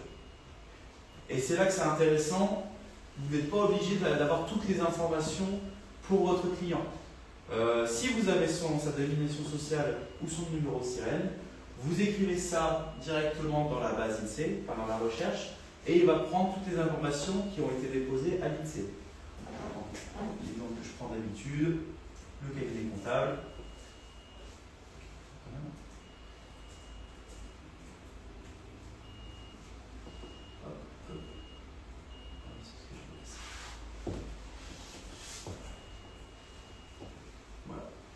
Base de l'expert, on voit ici le siège du cabinet. Si je clique dessus, donc il va pré-remplir. Dans les paramètres optionnels, il va mettre les informations de la base INSEE qui est connue. Vous pouvez rajouter le numéro de téléphone, le destinataire, c'est-à-dire la personne qui va recevoir la facture quand vous allez l'envoyer par mail. Donc par exemple, si vous avez un service comptabilité, vous pouvez mettre directement le nom du destinataire. Et vous pouvez mettre les autres informations. La liste email si vous voulez envoyer à plusieurs personnes de la société, le service comptable, le service administratif, etc. Donc là, on va dire accepter. Client. Voilà. Ensuite, on va ajouter donc, la date d'émission, date d'échéance. Donc, la date d'émission, il va prendre la date du jour. La date d'échéance, il va se calculer par rapport à ce que vous allez indiquer. Ici, on a mis un délai de paiement de 30 jours, donc on arrive sur une date d'échéance déjà calculée au 19 juin 2025. Si je sélectionne ici une autre date, par exemple on va prendre 60 jours, il va venir tout de suite changer lui-même. Et si on met payable des réceptions, ça va reprendre la date du jour. Donc voilà. On peut rajouter un titre directement sur le document, on peut rajouter des mentions ici, sachant que pour chaque mention, il est possible de mettre des variables. Par exemple, intervention du, et là on met les différentes dates pour dire par exemple ce qu'on a fait sur le chantier, etc., pour notamment les activités BTP. Donc ça peut être intéressant. La description, on peut ajouter même pareil, une description, il est possible de tout faire. Et ici au niveau du produit, comme tout à l'heure, soit on a déjà des produits qui sont déjà créés, ou alors on va en créer un nouveau. Là, on va en créer un nouveau. Il va vous demander donc le nom directement. On peut ajouter une description, par exemple, si vous vendez, je ne sais pas moi, une voiture, vous pouvez mettre les caractéristiques directement en description. Ou alors, si vous mettez de la main-d'œuvre, vous pouvez mettre le type d'intervention, par exemple changement d'huile, changement des filtres, etc., etc. Donc ça peut être, en fonction de votre activité, ça peut être utile. Alors, on va mettre audit. Voilà. On peut mettre les quantités, le prix. Voilà. Le taux de TVA, sachant que quand on regarde, alors, je vais essayer de pas trop. Tous les taux de TVA sont disponibles, évidemment, en fonction de l'activité, vous choisissez le bon. Il est possible aussi de mettre aucune TVA de l'extracom ou de l'intracom, en fonction de votre activité. Le type de produit, c'est là que vous allez choisir entre une prestation de service ou une vente de marchandises, ou alors un compte spécifique. Si vous maîtrisez la comptabilité et que vous voulez justement avoir des comptes spécifiques par rapport à vos produits, vous pouvez créer des produits. Par contre, si vous ne connaissez pas un peu la comptabilité, on vous conseille plutôt de conserver juste prestation de service et vente de marchandises. En fait, ça va mettre directement un compte. Donc, comme ça, au moins, ça fait déjà le lien en comptabilité pour éviter que justement il y ait à choisir un compte comptable. Donc là, on va dire que c'est une prestation de service. Sachant que en fonction de... Oui. Sur le compte spécifique, dans le menu défilant, on a les numéros de compte du CPG pour céder ou il faut vraiment y aller en connaissance de cause? Non, vous allez avoir en fait la liste, etc. Après, il va vous mettre les plus utilisés pour vous guider. Vous pouvez créer le vôtre, mais il faut vraiment maîtriser la comptabilité, sachant que si vous créez un compte qui n'est pas prévu pour de la vente, il va vous bloquer. Il va vous dire, par exemple, si vous mettez un compte, par exemple 30, alors que c'est un compte 70, il va vous dire, bah non, vous pouvez pas. Et on est d'accord que si vous voyez que sur la facture, il y a un compte spécifique qui va faire changer la ventilation du chiffre d'affaires, à ce moment-là, vous jetez quand même un coup d'œil. Oui, nous, nous, on le voit en fait. Donc, si on voit que, par exemple, vous avez créé un compte qui ne correspond pas à ce que vous faites, on va vous l'indiquer, on va dire attention, là, dans votre paramétrage, il y a quelque chose qui n'est pas bon. Donc, voilà. Et après, l'idée par rapport à ça, si c'est au démarrage, c'est que la personne qui gère votre dossier ici en interne va plutôt commettre sur la première fois où les parents font des factures de vente. Après, on gère sur facture de vente, donc 99% des cas, c'est le même produit qui arrive dans les services. C'est ça, exactement. Et c'est un sujet, vous êtes au bureau, vous l'évoquez. En désignation, on peut directement taper sur la première page derrière de la facture, on peut directement taper aussi le produit par exemple.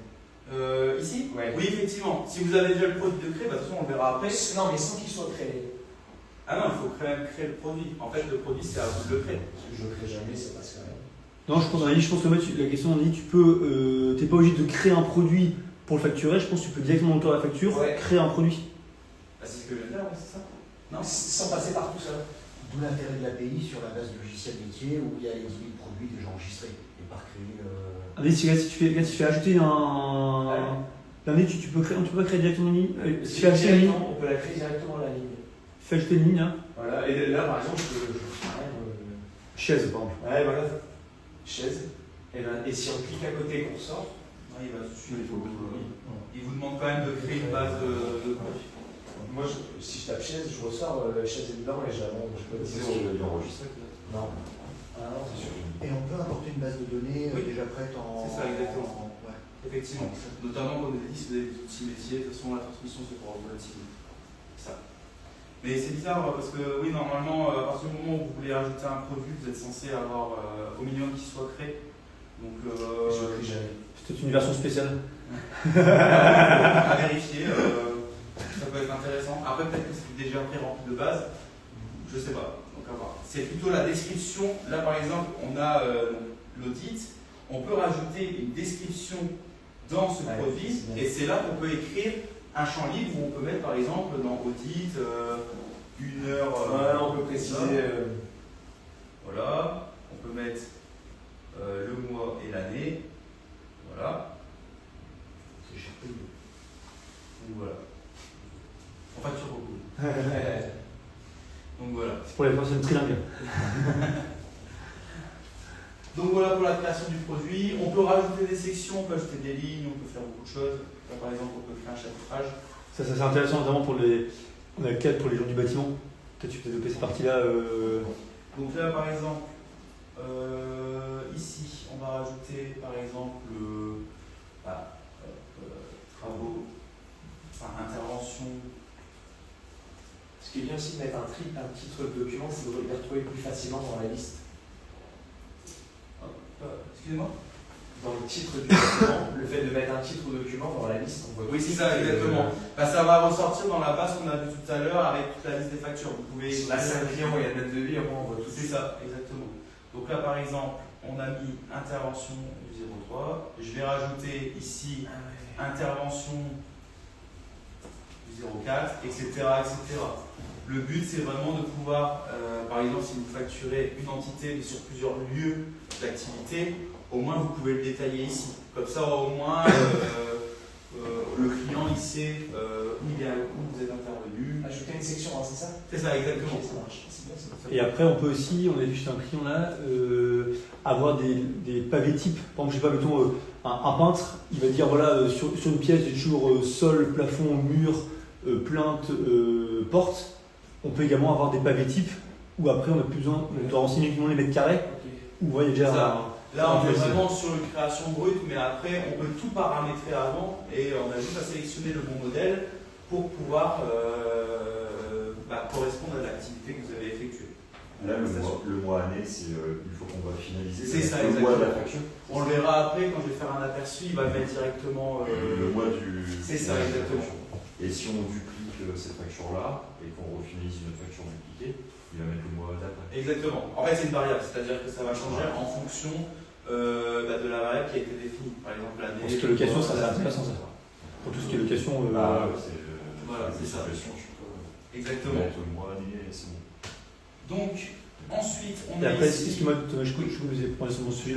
Après également, après c'est l'adresse générique. Après, on peut également sur Pennyline, après c'est pas sur le plan gratuit, mais sur le plan payant, avoir également créer des récurrences de factures. Comme si on sait que tous les mois, on va avoir un abonnement de 100 € de ménage, on peut créer et dire voilà, sur les 12 mois suivants, je vais avoir 100 € de ménage. Pareil pour des locations, par exemple, tous les mois si je facture un garage 50 €, on peut déjà créer des abonnements. C'est quand même assez pratique aussi. C'est ça. Donc voilà, après il est possible de rajouter différentes choses. Donc là j'ai juste supprimé l'intervention pour éviter qu'il y ait un souci. Voilà. Vous pouvez rajouter, modifier le numéro de taux de TVA, la description. Il est possible d'ajouter aussi une remise, soit sur un produit, soit directement sur le total de la facture. Donc voilà. Ici on va voir le récap. On peut ajouter une mention spéciale ici, mais elle peut être pré-remplie directement. Je pense notamment quand vous allez faire une facture à, par exemple, un prestataire d'Edge. Dans ces cas-là, la mention pour l'auto-liquidation de la TVA, ce sera mis directement là-dedans. Vous n'aurez pas besoin de le retaper à chaque fois à la main. Donc voilà. Le paiement, donc les moyens de paiement, donc là ils sont pré-remplis. Ici, ces informations-là, si vous payez par virement, il va directement inclure le RIB ainsi que les références pour le virement, etc. En sachant que ça, c'est un paramétrage que vous faites, comme je vous ai dit tout à l'heure, lors de la création de votre première facture. Vous le faites une fois. Si besoin, il faut le remodifier. Dans ces cas-là, je vous montrerai un peu le paramétrage, comment ça fonctionne. Mais au moins, ça permet d'éviter de retaper, de dire bah, faites-moi un virement en remettant votre RIB. Là, vous mettez juste cette référence. Donc voilà. Il est possible aussi d'ajouter d'autres types de paiements. Le pied de page, on est là sur un pied de page qui est déjà pré-rempli par Pennyline, donc c'est les fameux intérêts de retard. Vous pouvez rajouter d'autres choses. Vous avez un menu déroulant qui va vous permettre de sélectionner directement le pied de page qui vous intéresse. Il est possible aussi, et ça je pense que ça peut être intéressant, alors, ici vous pouvez choisir la langue. Il y a deux langues, français et anglais seulement pour l'instant, mais par exemple si vous facturez à un client étranger qui parle anglais, vous pouvez directement le mettre en anglais. Ça ne va pas changer les produits que vous avez créés, ça va changer les en-têtes, ça va changer le titre, ça sera plus facture, ça sera invoice, etc., etc. On va faire ici, avant d'enregistrer, un aperçu, à quoi elle ressemble ma facture. La facture va ressembler à ça, donc là on voit bien que je l'ai sélectionné en anglais. Et ici, bon là, c'est parce que j'ai pas mis d'espace, mais on voit bien écrit mai 2025. Sachant que comme on facture à un client étranger, mai est écrit en anglais. Voilà. Là, on va le remettre en français, juste pour vous montrer à quoi ça ressemble. Voilà. Et c'est ici que vous pourrez choisir le modèle. Par exemple, il y aura écrit modèle intracommunautaire, modèle par exemple peintre, etc. Là, si je fais un modèle là-dessus, on est bien sur un nombre de facture pour l'instant parce qu'on n'a pas finalisé la facture, mais elle ressemble à ça. Donc voilà. Alors, ce petit outil paiement maintenant, on en parlera après. En gros, comment ça marche en 30 secondes, le client il reçoit cette facture. C'est bien tout savoir. Au revoir. Vous cliquez sur le client va pouvoir cliquer sur ce bouton, ça va lui amener vers le lieu où vous allez pouvoir faire où il va pouvoir faire directement un virement avec sa banque, en fait, tout simplement. C'est un petit outil qui permet de faire le virement rapidement pour les clients. On est bon, on va finaliser la facture. Attention, c'est là que c'est important, il va vous dire cette facture, si elle est finalisée, vous ne pouvez plus la modifier. Vous ne pourrez uniquement faire un avoir dessus, mais vous ne pourrez pas la modifier directement. Ça va créer un nouveau numéro de facture. Voilà. Donc on a bien cette facture-là. Elle est ici. On peut, si on veut, comme tout à l'heure, ajouter un commentaire. On peut aussi ajouter ici un document, par exemple si vous avez des conditions générales de vente, par exemple pour ceux qui font du BTP, des photos, vous les attachez, vous pouvez les attacher directement par le biais, comme ça quand il va recevoir sa facture, il va recevoir aussi les pièces jointes. Donc ça peut être intéressant, notamment si vous voulez transmettre différentes informations. Vous pouvez remettre votre RIB aussi si vous souhaitez, même si c'est déjà dans la facture, ça peut être intéressant. Donc les documents liés peuvent partir, par exemple si en interne on fait des photos, on met des notes et qu'on envoie la facture, le client a accès à une note ou alors... C'est vous qui le mettez, si vous ne le mettez pas, vous n'êtes pas obligé. Il y a une partie documents pour la société qui est née uniquement ou c'est les documents liés c'est pour... Documents liés c'est vraiment ce qui va être envoyé avec le client, attention. Oui effectivement. C'est pas Est-ce qu'on peut lier, par exemple, en cas de litige avec un client, est-ce qu'on peut lier à cette facture tout le suivi, mais que pour nous, sans qu'il soit partagé avec le client? En fait, alors je me suis un peu emmêlé ça, documents liés, ce que je vous dis là c'est plus la partie annexe, c'est là les fameux documents annexes. Documents liés, c'est par exemple si vous avez un avoir qui a été écrit sur une facture, ici vous aurez le nom de l'avoir. Donc c'est là où vous aurez votre antériorité, ça ne sera pas transmis au client, ce sera les annexes qui seront transmises au client. Je me suis un peu emmêlé les pinceaux, excusez-moi. Mais je ne sais pas si ça répond à votre question par rapport à ça. Donc voilà. On a dit cette facture elle est bonne, pas de souci. Je vais pouvoir l'envoyer. Donc là je vais envoyer ma facture. Hop. Ici nous avons donc la dernière étape avant l'envoi de la facture. Ça va vous mettre un modèle de mail qui a déjà été paramétré. Vous pouvez en créer plusieurs comme tout à l'heure. Comme je vous ai expliqué par rapport aux factures, séquence de relance, vous voyez, il y a beaucoup de choses que vous pouvez créer. Le destinataire, s'il y a un destinataire qui a déjà été présenté tout à l'heure, comme je vous ai dit, ce sera cette personne-là qui sera indiquée si vous le souhaitez, sinon vous mettez tout simplement le dirigeant. Vous pouvez mettre des destinataires en code fichier. L'objet, on voit bien la facture numéro Intel est disponible. Sachant que derrière, tout ça, la destinataire, c'est pré-rempli. Vous n'aurez pas besoin. Si vous avez mis l'adresse mail dans un premier temps, vous n'aurez pas besoin de remettre, ce sera déjà fait. Donc là, il va vous dire, voici votre paiement, votre facture entreprise, votre facture est d'un montant Intel. Donc tout ça, c'est paramétré par des variables. Vous pouvez envoyer directement au client. Comme ça, au moins, il reçoit la facture. Et ce qui va se passer de son côté, il va recevoir une pièce jointe et il va recevoir un mail invitant à payer cette facture. Soit de son côté, il fait le virement par sa banque, ou alors il clique sur le bouton payer maintenant. Et ça va lui ouvrir donc du coup un outil sécurisé permettant de payer sa facture via virement. Voilà. Et du coup, ça c'est pour la facturation. Si demain on veut créer un avoir, il suffit juste de faire créer un avoir pour cette facture. Ça va reprendre les mêmes éléments de la facture, mais ça va inverser du coup les chiffres. Par exemple, si je crée un avoir, il reprend exactement les mêmes informations, sauf que là, tout sera négatif pour annuler la facture. Donc voilà. Et c'est comme ça qu'on finalise cette facture. Donc on pourrait, si on veut faire qu'un avoir à 50%, on pourrait effectivement... Oui, là, il reprend toute la facture, mais si vous souhaitez par exemple mettre que 50%, en fait, vous mettez ici... Quantité 0,5, c'est possible de faire un avoir à 100%. Ça, voilà. Ou des heures, cachées, voilà. Oui, voilà, c'est ça, c'est en fonction de ce que vous voulez créer en avoir. Donc voilà, et vous pouvez même, par exemple, vous pouvez même créer un avoir avec remise commerciale. Dans ces cas-là, vous créez un produit remise commerciale, et dans ces cas-là, vous mettez ce fameux montant. Donc voilà, on va faire finaliser.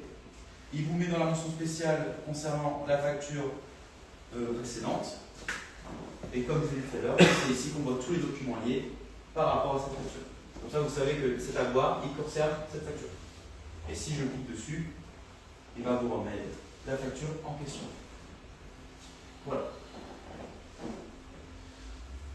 Voilà. Ici, vous avez un historique. Si jamais vous avez des salariés qui créent des factures, vous pouvez avoir l'historique de la personne qui a créé la pièce. Comme ça, au moins, vous savez, par exemple, s'il y a une affaire particulière avec ce client, un litige ou autre, vous savez que c'est cette personne qui a créé la facture, donc vous pouvez lui poser les questions directement. Donc, c'est plus à titre. Ça se fait où pour ajouter les collaborateurs? Ça, c'est après. Ça, on aura après, mais effectivement, en fait, en fonction. Ce qu'il faut savoir sur Penny Lane, il y a plusieurs types d'administration, de droits pour chaque utilisateur. Vous avez le droit du dirigeant qui possède tous les onglets du logiciel. Vous avez aussi juste la partie gestion d'achat pour les pour les salariés qui gèrent que le dépôt des achats, etc. La partie client, pareil, et ainsi de suite. Sachant que si si vous choisissez pour le salarié uniquement la gestion d'achat, gestion de vente, il n'aura pas accès à la partie transaction. Il n'a pas accès au compte bancaire. Il a juste accès à la création et au rapprochement. En gros, il y aura des rapprochements qui sont suggérés pour certaines factures, mais il n'aura pas accès à toute la liste des transactions. Pour justement éviter que l'information soit donnée à tout le monde. Et d'où l'importance effectivement de ne pas donner, parce que parfois on peut se dire, je n'ai pas créé un accès par collaborateur, j'ai uniquement un accès pour moi et j'ai donné mon code à mes différents collaborateurs. De toute façon, entre guillemets, c'est pas à faire parce que à toute question de sécurité et autres, et en plus, si vous avez. Il y a double facteur en plus, on faut mettre un code à chaque fois. C'est ça. Et donc en plus, si tu as donné ton code à un collaborateur, il t'envoie un SMS, À chaque fois.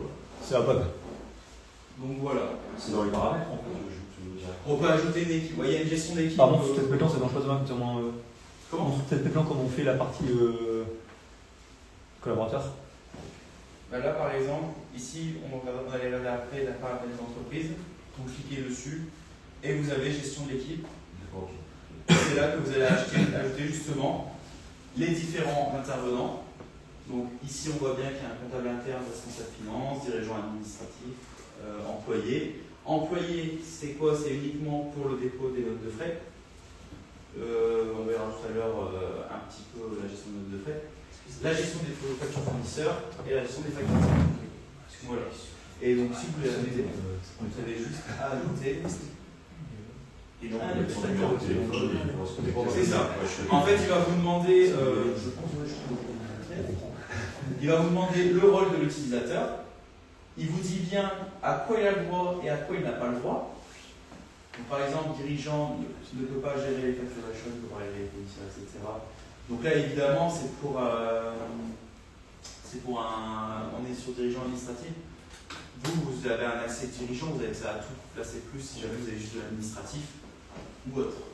Le gestionnaire de facturation, il n'aura pas accès aux relances automatiques des clients, il ne peut pas gérer les abonnements, il peut accéder à la trésorerie et au rapport comptable. Vraiment, il y a une limite à ça. C'est ça. On fait l'étape suivante et c'est là qu'on met les informations de votre collaborateur, email, prénom, nom, numéro de téléphone. Après, vous pouvez personnaliser l'invitation, vous pouvez écrire un petit message, mais en fonction de si vous aimez bien votre collaborateur. Bon courage.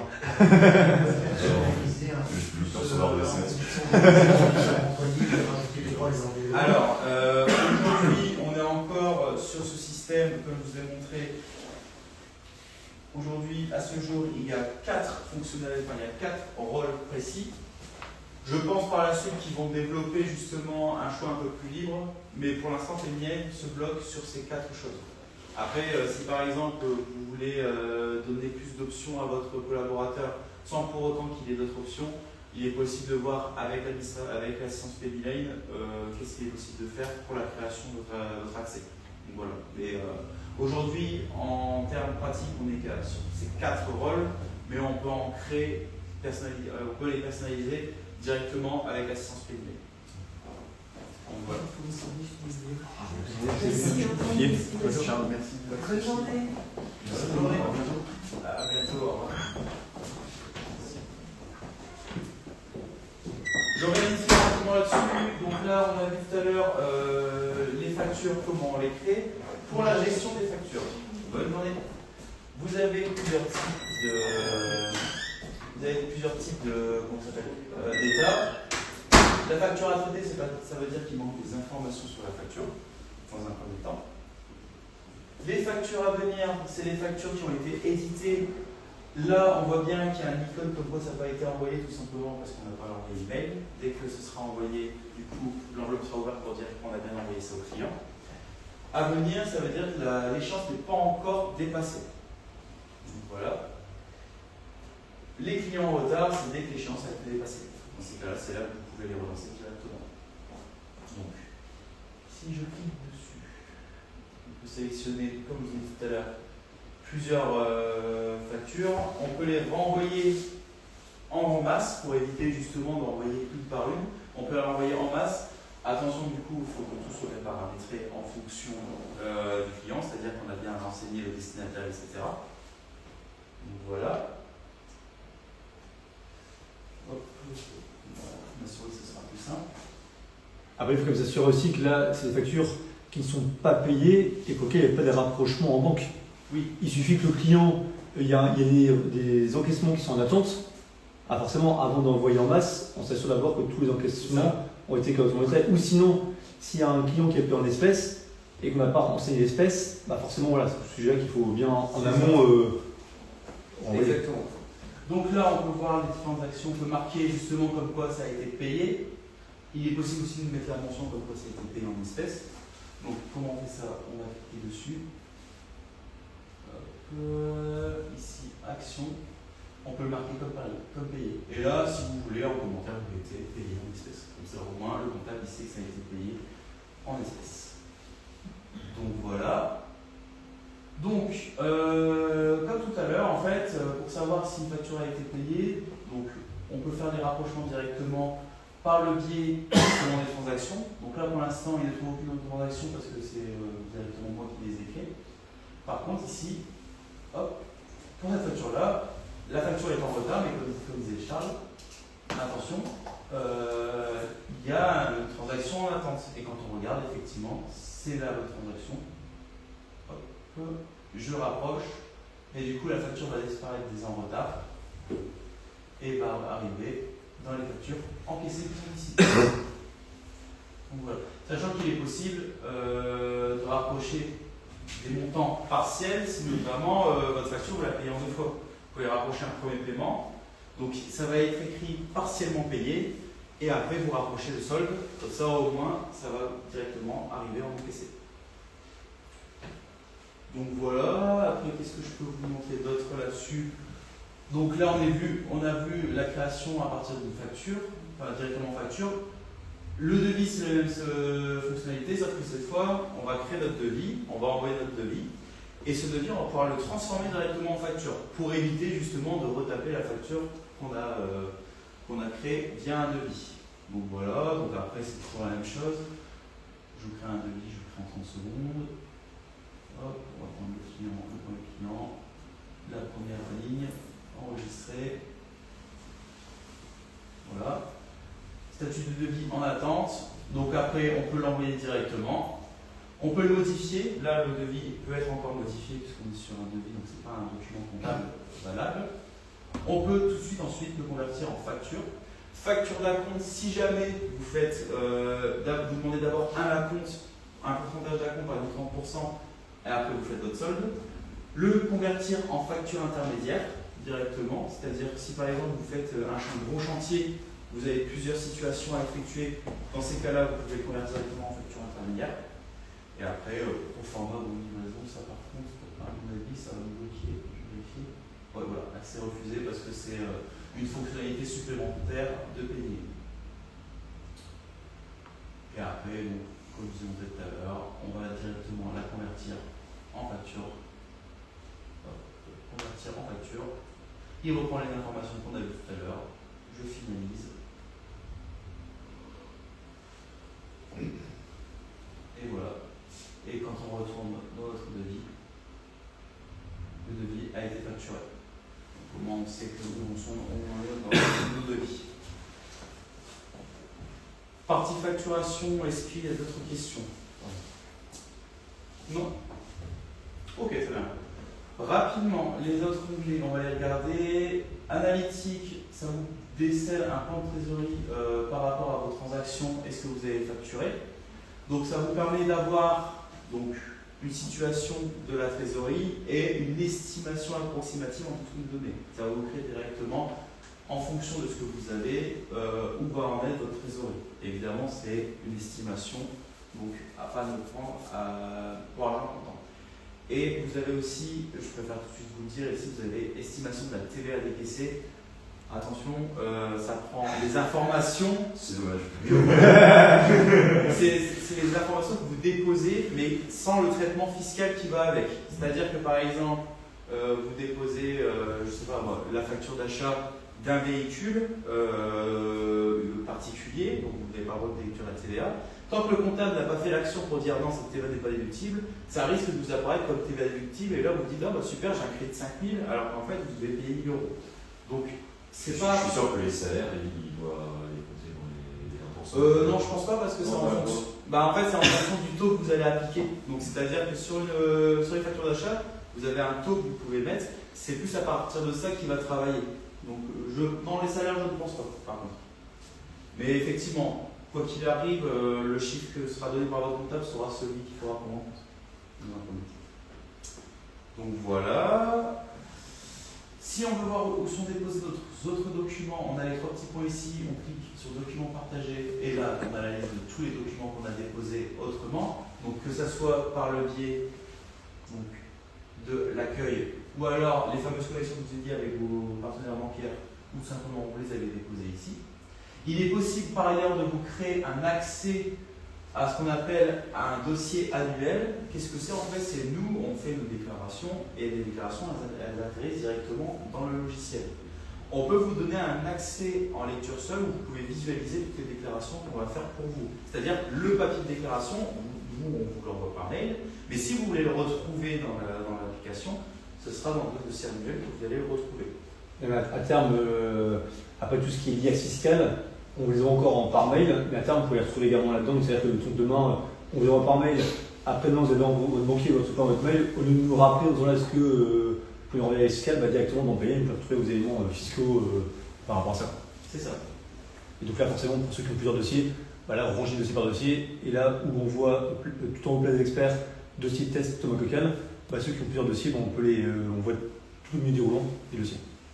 Voilà. Donc ça, c'est pour les documents partagés.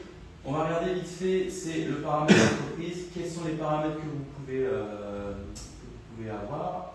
Les fameuses connexions bancaires qu'on a vues tout à l'heure. C'est ici que vous allez remplir, vous allez retrouver tous les comptes bancaires que vous avez connectés sur l'application.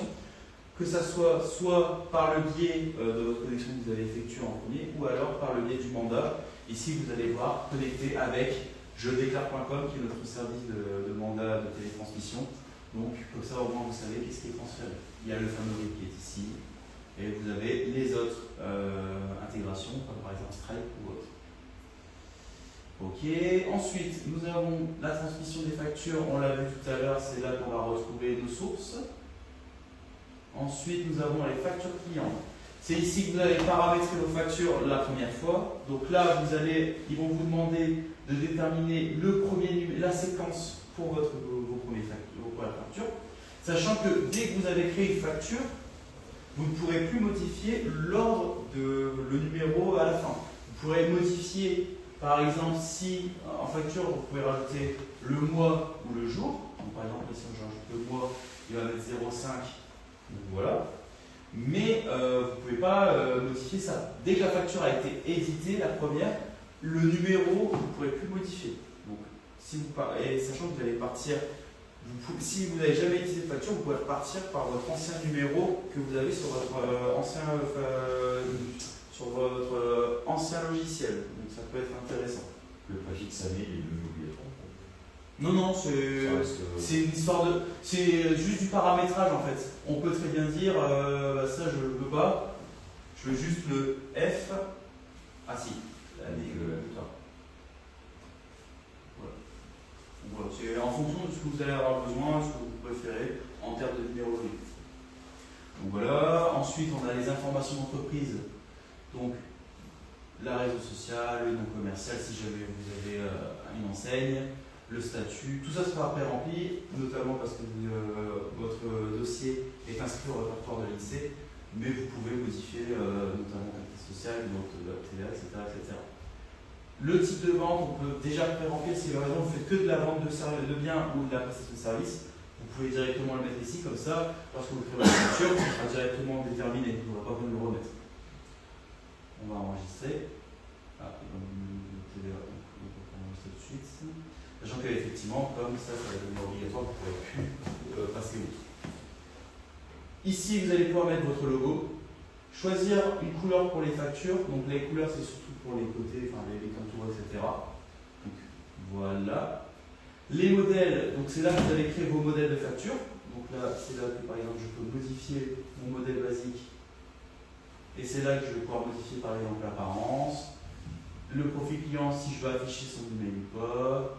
Le profil émetteur si je dois rajouter des informations, les fameuses conditions, etc. Sachant que comme ce n'est qu'un modèle, au final, vous pouvez toujours modifier quand vous allez créer votre facture. C'est juste un modèle parmi tant ceux que vous avez créés. Comme ça, au moins, vous, de votre côté, vous n'êtes pas obligé de les rattacher. Vous pouvez aussi ajouter des annexes qui sont toujours attachées à vos factures. Les fameuses conditions générales de vente, vous pouvez les attacher une fois ici, comme ça, vous n'avez pas besoin de les rattacher manuellement. Sachant que là, il vous demande qu'est-ce que vous voulez mettre sur les factures, le devis, etc. Le pied de page, c'est ici qu'on va personnaliser ces informations, sachant qu'on l'a en français, mais on peut l'écrire normalement en anglais. Voilà. Donc ça, c'est du paramétrage, hein. C'est déjà du pré-rempli, pardon. Donc voilà. Ici, dans paiement, c'est là qu'on va mettre votre RIB. Vous mettez votre RIB pour le règlement et hop, vous aurez plus besoin de le remettre après. C'est là que aussi vous allez activer les e-virements, c'est ce que je vous expliquais quand le client clique sur un bouton pour payer. Vous n'êtes pas obligé de le faire, donc vous pouvez le désactiver. Donc au moins, là-dessus, si vous préférez quelque chose de plus traditionnel, vous pouvez passer par ça. Et enfin, c'est ici que vous allez paramétrer vos emails. Donc voilà. Ici, on voit bien les variables qui ont été activées. Par exemple, numéro, montant TTC, échéance. Vous pouvez rajouter les variables qui sont en dessous, le nom du client, la référence du paiement impliquée, le montant restant à payer si jamais vous avez une facturation périodique ou alors une facturation intermédiaire, etc. Donc voilà. Et en fonction de ce que vous avez besoin, vous pouvez tout modifier. Voilà. Connectivité, ça on va y passer rapidement. C'est ici qu'on va trouver vos outils métiers que vous avez déjà et qui sont qui peuvent être connectés à PennyLane. Attention, il y a certains outils métiers, s'ils ne sont pas dans la liste, c'est parce qu'ils ne veulent pas se connecter à PennyLane. Il y a quand même une logique de concurrence. EBP, je ne pense pas qu'il soit là-dedans, justement. Voilà. Et par exemple, si vous avez un logiciel de quai qui s'appelle Celti, vous pouvez le trouver. Batapi, je ne pense pas non plus. On va vérifier. Il y a Projet-BAT, par contre, OBAT. Donc, vous voyez, en fonction de ce que vous avez besoin, de votre outil métier, que vous voulez, si vous voulez le conserver, dans ces cas-là, vous pouvez utiliser directement cet outil pour chercher la connexion. Voilà.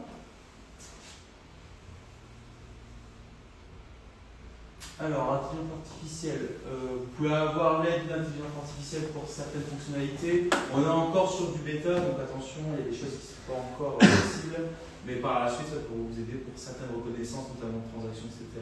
Donc, nous, on l'a déjà en comptabilité pour vous aider sur certains points, notamment pour la reconnaissance des transactions. Vous, par la suite, ça va arriver au fur et à mesure. De toute façon, le travail qu'il y a entre les transactions et les factures, ça marche par un système d'OCR, mais ça sera remplacé par justement ce travail avec l'IA. Et voilà. Et après, bon, ça c'est des informations d'équipe, entreprise, ça c'est des informations. Donc, vous n'aurez pas accès à tout parce que là je suis en partie démo. Mais par exemple, la tenue comptable, fiscale, ça vous n'y aurez pas accès, ce sera plus l'aspect général. Vous aurez aussi accès donc, à cette fameuse gestion d'équipe et la gestion de l'abonnement. Là, on arrivera au niveau de la tarification. Je ne sais pas si Charles, on parle un peu vite fait de cette tarification. Oui, ça peut aller. En fait, ça va dépendre de votre nombre de connexions et de ce que vous allez en faire. Aujourd'hui, si vous souhaitez juste utiliser PennyLane pour le dépôt des documents et ces fameuses 5 factures, vous ne serez pas facturé. Vous n'aurez pas une facturation supplémentaire. Par contre, à partir du moment où vous allez avoir besoin de modules supplémentaires, par exemple les factures de vente illimitées, les factures d'achat plus poussées, la gestion des notes de frais, etc., on va avoir des formules qui vont augmenter au fur et à mesure de ce que vous avez besoin. Comment ça fonctionne? C'est le prix va changer en fonction du nombre de connexions. Si par exemple vous êtes tout seul avec PennyLane, vous serez sur cette formule-là, c'est-à-dire formule basique, essentielle ou premium. Donc, ce sera une tarification au mois. Cette fois, attention, ce montant ne sera pas prélevé directement à part sur votre compte. Ce sera nous, on l'intègre directement dans les honoraires du cabinet. Comme ça, vous avez un seul paiement qui correspond à la gestion de votre comptabilité et à l'utilisation de PennyLane en fonction de ce que vous avez besoin. Donc voilà. Ici, vous pouvez comparer les plans. Si je clique dessus, vous voyez ici quels sont les accès que vous pouvez avoir. Dans ce qu'on n'a pas vu aujourd'hui, vous avez la possibilité d'avoir un compte pro PennyLane. C'est comme une banque en ligne en fait, c'est juste qu'elle est attachée directement à PennyLane. Vous avez juste à créer, à valider votre identité, etc. Et vous avez donc la possibilité d'avoir un compte à part PennyLane. L'avantage c'est quoi? C'est que c'est une banque en ligne, c'est comme une banque en ligne, ça veut dire que vous ne payez pas de frais. Si vous faites des virements dans la zone CEPA, vous ne serez pas prélevé en plus. Il n'y a pas de frais supplémentaires sur le paiement des cartes bleues, des émissions de cartes bleues. Vous avez autant de cartes bleues que vous pouvez émettre. Donc, vous allez pouvoir en émettre 20 non plus, mais par exemple, si vous pouvez écrire 3 cartes bleues, vous pouvez écrire sans frais supplémentaires. Et la gestion les seuls frais que vous pouvez payer avec cette banque pro, c'est effectivement les virements que vous allez faire hors de la zone CEPA, hors Union européenne, par exemple, si vous faites des virements en Asie ou des choses comme ça. Donc c'est là où vous pouvez avoir des frais. Mais sinon, vous n'avez pas de frais supplémentaires. Il y a aussi la gestion de tout ce qui est paiement des salaires en un coup.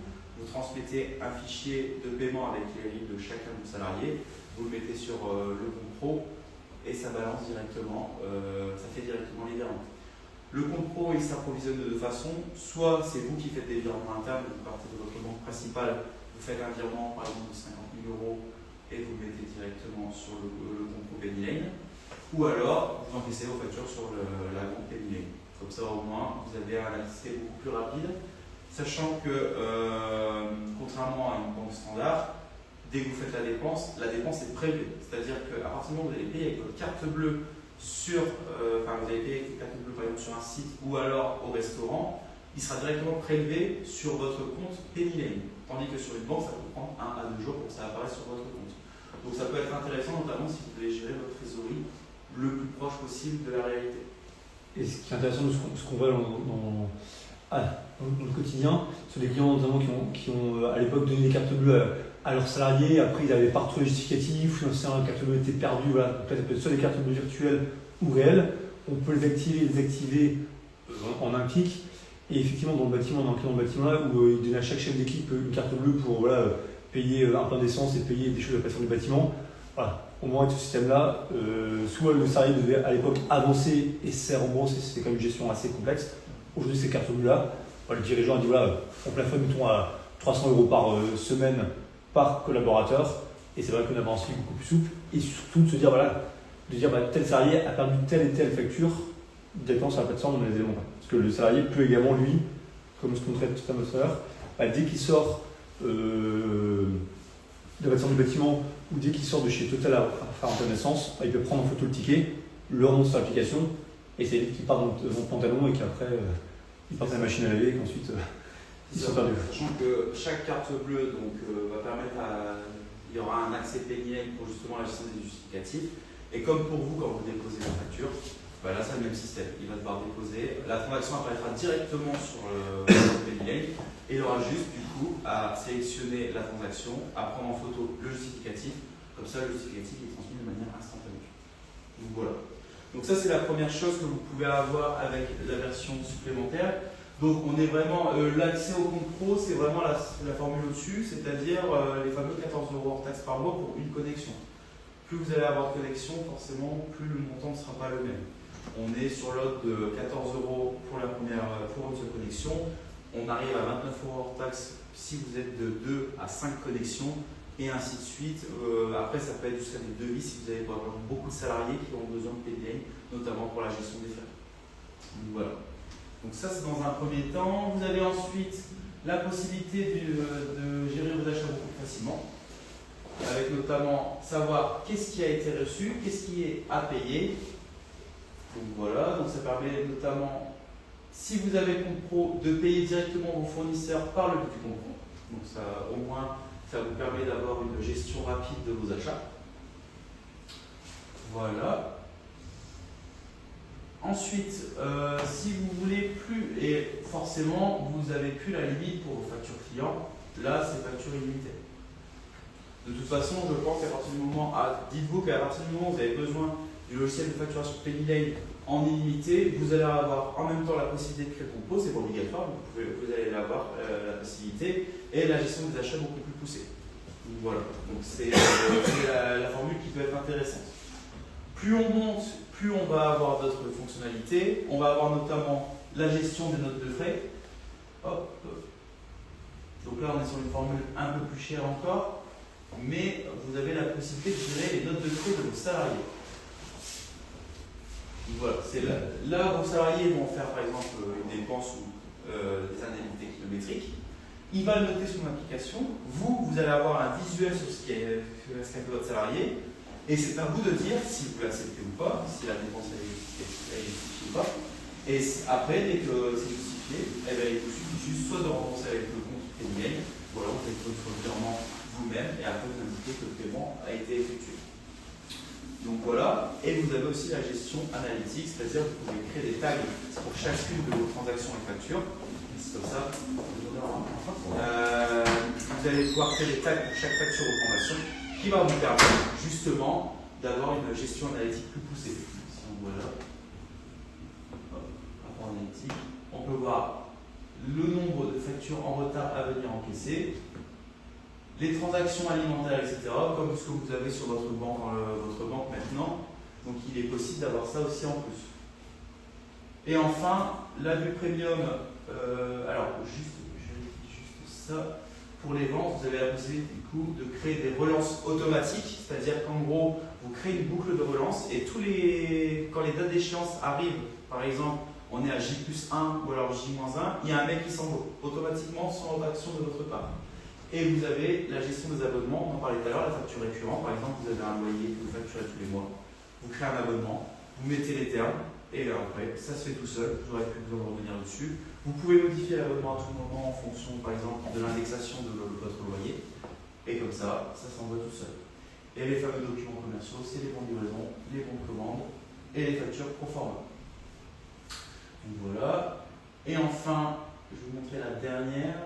Alors, Premium, ça vous donne accès à des rapports comptables, les fameuses balances fournisseurs, les journaux, les bilans. Là, vous avez un accès, attention, vous avez un accès lecture seule, vous ne pouvez pas vous modifier la comptabilité, mais par exemple, plutôt que de demander à votre comptable, vous pouvez me sortir le point du client, là, vous sélectionnez directement et vous le balancez à vos fournisseurs ou à vos clients qui en ont besoin. Donc, voilà.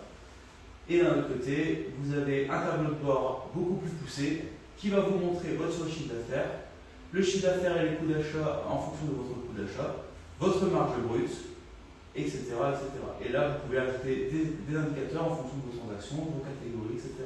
Ça peut être intéressant à partir du moment où on a vraiment besoin d'une gestion au jour le jour. On a besoin de savoir, par exemple pour un chantier, combien je vais dépenser, combien ça va me rapporter, est-ce que le chantier est valable, ou même l'affaire est valable. Donc ça peut être intéressant, notamment pour ce genre de situation. Donc voilà, et puis c'est bon je pense. Premium internalisé, en gros on rajoute juste la comptabilité. Donc c'est là vraiment, là vous faites votre saisie, etc. Donc ça c'est vraiment que si vous avez par exemple vous une fibre comptable et vous savez comptabiliser vos éléments, ou alors vous avez un comptable interne. Donc voilà, je ne sais pas s'il y a d'autres questions. Moi j'ai fait le tour. Ça a été un peu plus long que prévu, mais je pense que c'est important quand même de revenir sur ces différents points pour que vous ne soyez pas perdus au moment où vous serez sur PayPal, pour ceux qui ne le sont pas encore. Donc voilà. Merci Thomas. On sent la passion du métier. Un peu long.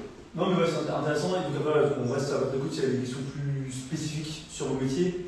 Et après effectivement vos collaborateurs respectifs qui vont prendre dans vos dossiers. Et surtout n'hésitez pas sur la partie paramétrage facture de vente. On va aussi un peu déroutant. Voilà, vous s'en occuper. Dans la partie rentrée des parties. On va avoir une optimisation maximum. Merci à vous. Merci de venir ici. Merci de l'avoir écouté. Il faudra un vote vendredi. Oui, par terre. C'est ça.